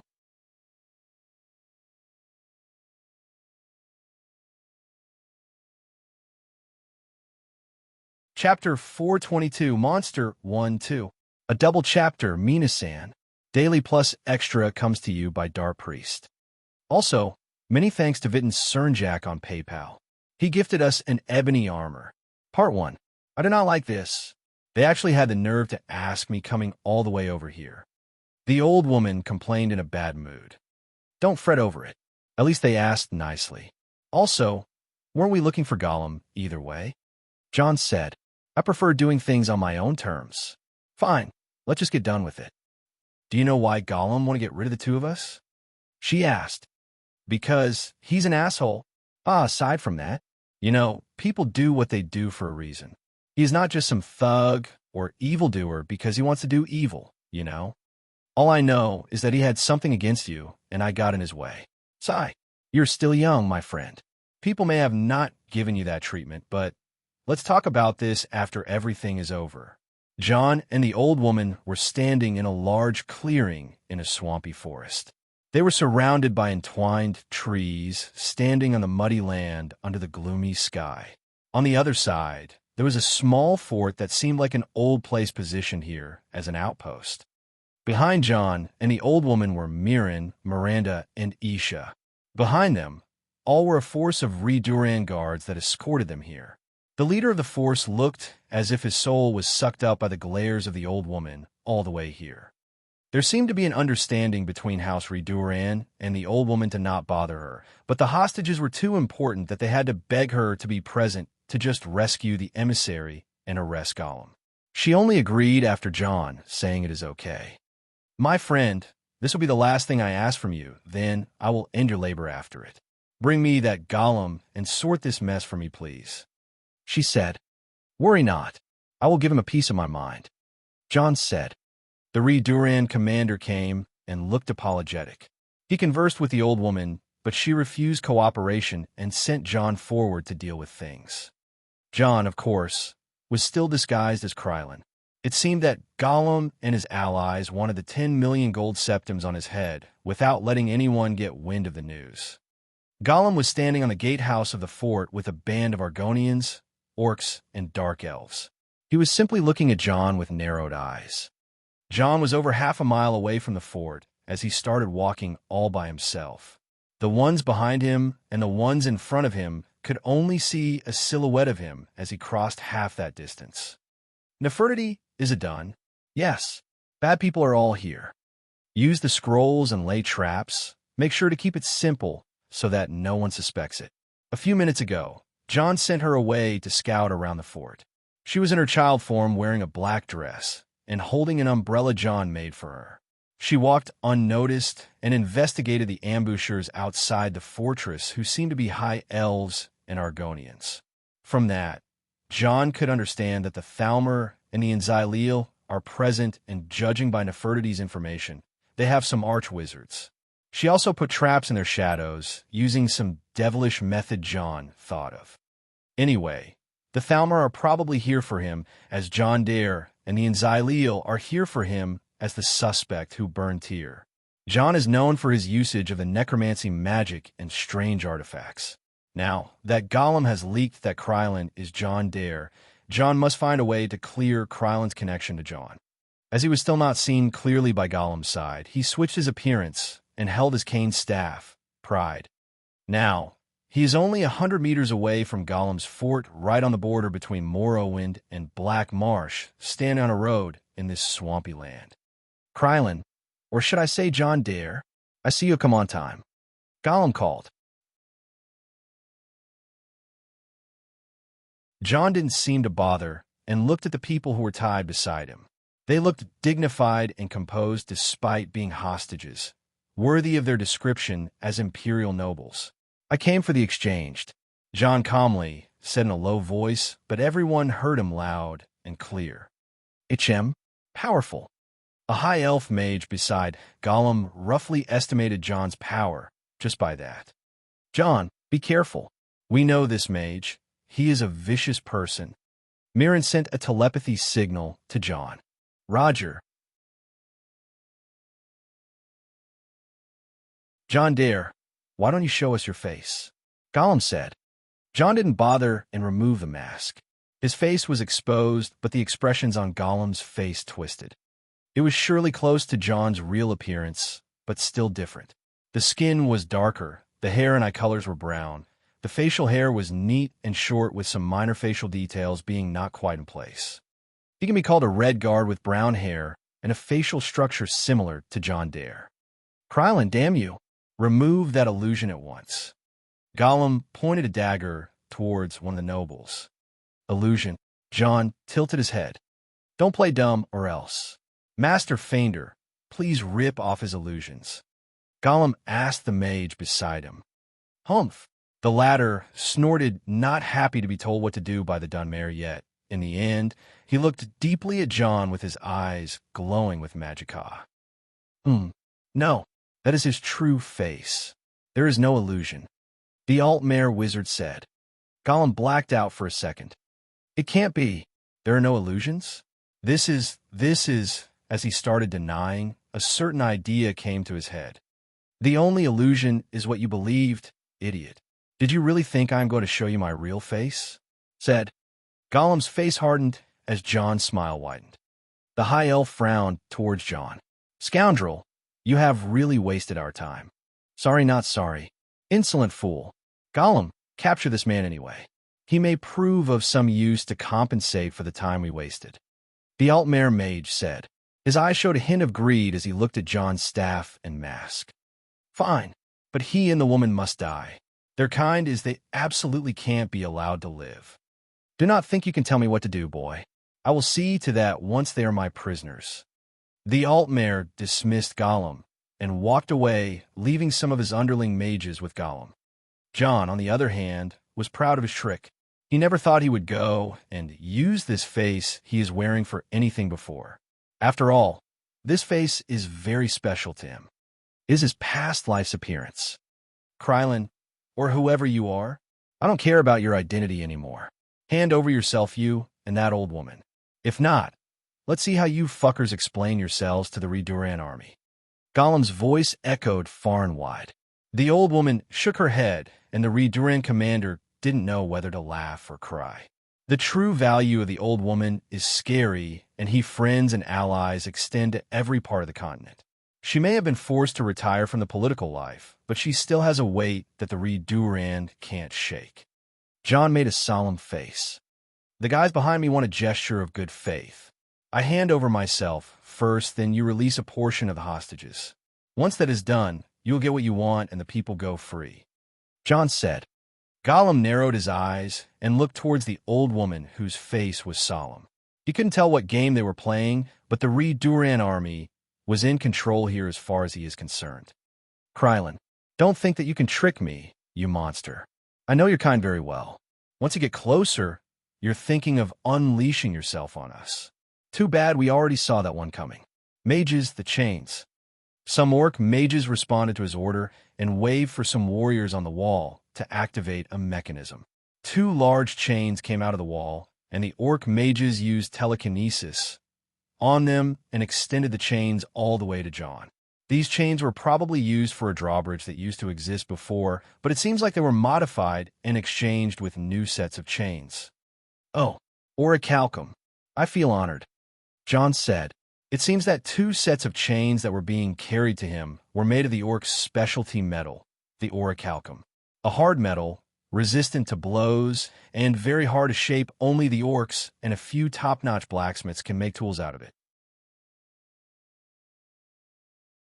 To make such a long chain with orichalcum, this must have taken ages. The chains themselves should be some sort of artifact at this rate. John wasn't wrong to think so. Once the chains were fully extended, John read the enchantment, and his mood sunk in, reminding him of some unpleasant memories. Magic sealing chains. Sure enough, they were something like the briar-heart vine that gave him the traumas of his life.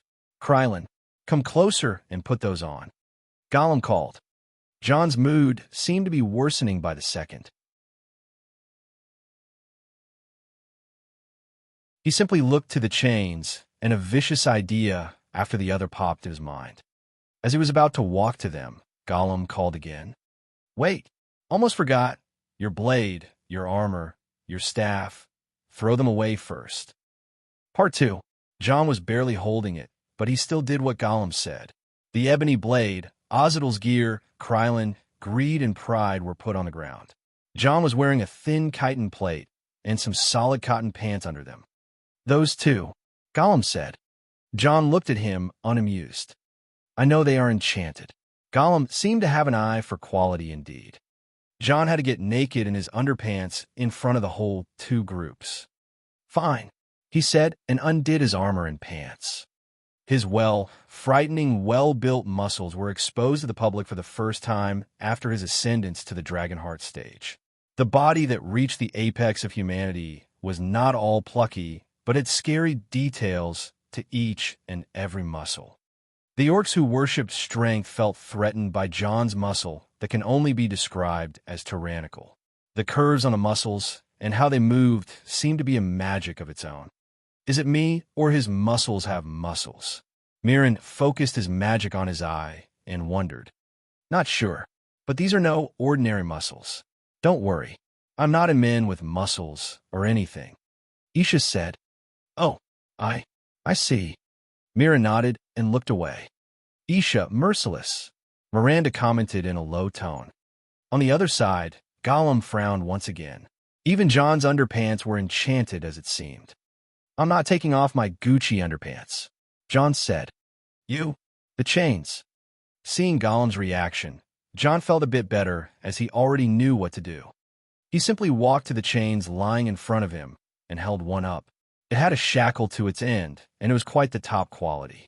John tested his inner flow before he put the first shackle on, then took the next and put it in the other hand. "Ha ha! You are dead. You hear me? You monster and your kind are all dead." Gollum seemed to be the happiest he has ever been. Monsters. John heard Gollum repeat this word quite a lot. Somehow he was obsessed with calling John and the old woman as monsters. "Pull him for me. I shall kill this monster bastard with my hands." Two groups of orcs and Argonians started gathering around the two winches connected to each chain. The groups held to the poles on the winch and started circling around it to pull the chains. John kept watching the chains connected to his hands rise up from the ground slowly and steadily. They became dangled between his hands and the mechanism of the fort. Then the chains rose until they became fully taut. All of a sudden, the two winches couldn't pull anymore. "Sir, the mechanism is stuck." A man called for Gollum. "Here, too." The winches stopped at the same time. "Arg, useless." Gollum was not amused by that, and looked to the orc mages, and they shook their heads, saying that the mechanism is working just fine. Gollum couldn't point out where things went wrong. He followed the chain with his eyes to the pulley leading out of the gap in the wall. He thought it may be stuck, but when he checked the part of the chain going out, it was as taut as if it was tied to a mountain on the other side. But that shouldn't be the case. On the other side was just Krylin. He may be one of those monsters wearing a human skin like that old woman, but he is still a human. He should be. 10 strong men are pulling the chain mechanism on each side, and those chains should restrain a mammoth or a large Hajmoda. Gollum didn't want to think of that possibility and ran to the balcony of the wall to look at John. He saw the strong men struggling with the winches and the orc mages looking at John speechless. Is that all? The clear voice of John reached them. Impossible. These chains should seal his magic. An orc mage screamed. Sorry, but I'll never fall to such a thing again. John smiled vividly. No, this monster. These chains, they block the magic, right? Can they block the magic that flows through them? Gollum asked the mage next to him. Well, what do you mean? The mage asked. Are the chains conductive? Gollum asked impatiently. Yes. Then what are you waiting for? Shoot shock magic at him. Right? Shock magic. Everyone now. The orc and Altmare mages couldn't delay any longer and shot their spells at the chains. The strong men escaped away from the winch as the electricity flowed in towards John. He was smiling, knowing that those who were struggling for their lives like ants are no match for what he had in store for them. In the back, the old woman snorted. John somehow foresaw half of what happened now and seemed to be handling it all on his own. The shock spells reached his hands and struck him hard. John's whole being was being electrocuted as if he was on a death chair. His skin crawled, his bones shook, blood flow became unstable, and his teeth all felt a horrible ache. He howled from the pain as his natural resistances were only to flame and frost. Shock may be his favorite element, but it was his bane as well. You think this got me? John was enraged, but at the same time happy. It was a long time since he's been in this pain. He will not grow in resistance or anything, but will only get his vitality expended if he kept getting shocked like that. But that was his true aim from the beginning. He wanted to be struck down continuously by shock spells to damage both his vitality and magicka. Only then he can unleash a combination of powers that will scare the ever-living out of those people. Inside the fort, the Altmerheim mages noticed the anomaly and ran to the walls to see the incomprehensible scene. John was taking all the damage in and nearing his body's limit until it all became quiet in his head and his body lowered down. Right at that moment, he called for 3 names. Allmaker, Azura, Shiagarath. The world shook and the earth cracked under his feet. John stood up and roared to the sky like a beast. His tyrannical aura showed itself voluntarily. He activated 3 blessings at the same time. The blessing of the Allmaker, the root of power. His magicka regenerated insanely. The blessing of Shiagarath, the mad champion. His vitality regenerated insanely. The blessing of Azura, Dawn's beauty. His body absorbed half of the magic that he was struck with. As his roar was done vibrating around, the world turned quiet, and he opened his eyes. His eyes were not normal, but rather blue-white light was flowing out of them. The elements and the laws of nature moved in a strange fashion around him and obeyed him. He raised his hands to the sky, and all the shock magic he was being struck with was unleashed to heaven in a bolt of lighting going all the way up. The nature reacted by itself and returned the bolt of lightning at John, who received it with open arms. That lightning was directed back in the orichalcum chains at the walls of the fort. The mages warded themselves or ran away, but John wasn't targeting them or even bothered. The lightning struck the winches fixed to the wall's foundation and flowed all the way to the wall. Vertical cracks appeared on the fort, and the people on its top fell on their butts. With just that, the whole place returned silent once again. John smiled, then giggled, then laughed. It was too good seeing the terrified look on their faces. His sadistic nature couldn't hide itself any longer, and he turned around with the chain still tied to him. He simply walked away, and until the chain reached its limit. John's smile widened, and he tightened his grip on the chains once again. He put them on his right side, then raised him to his shoulder, and crack, crack, he pulled. And what he was pulling was a fort. Impossible. This monster is actually... Gollum was no longer understanding how this is actually happening. John was pulling a fort's wall all by himself. Crack. Brace yourselves. Run away. The orcs, Argonians, and Altmer were simply in a chaotic state created by one human. He kept pulling, and they only thought of running away. The fort's wall could withstand no longer, and it tilted forward. Gollum suddenly remembered that he has hostages. He looked at the people on the gatehouse and ran towards them, but the falling wall was faster. It was already over. The wall crashed down like a falling piece of domino. The Dunmer brigands, the Argonian marauders, the Orcs tribesmen, and the Altmer Thalmer were brought down by one monster that didn't even bother with hostages. Still, these hostages seemed to have been taken somewhere else. The other monster was standing far behind the monster that brought down the wall. The old woman managed to grab the hostages and teleported them right beside her. "Oh, here you go, Redurenbrat. Your ever so precious hostages. Mind if we handle our prey now? P4 Tray 0N. Goal, +4 extra. Next, +5 extra. Patreon, com/Eldokmeezy, remove. PayPal, +$10 equals extra. PayPal, me/Eldokmeezy. Extras by votes, 5,000/8,000. Discord, GG/GKCKVA7S. Twitter, @Eldokmeezy22. That you're tuning in to the Warrior Lore YouTube channel. Don't forget to subscribe and join us on this journey to catch the most captivating stories.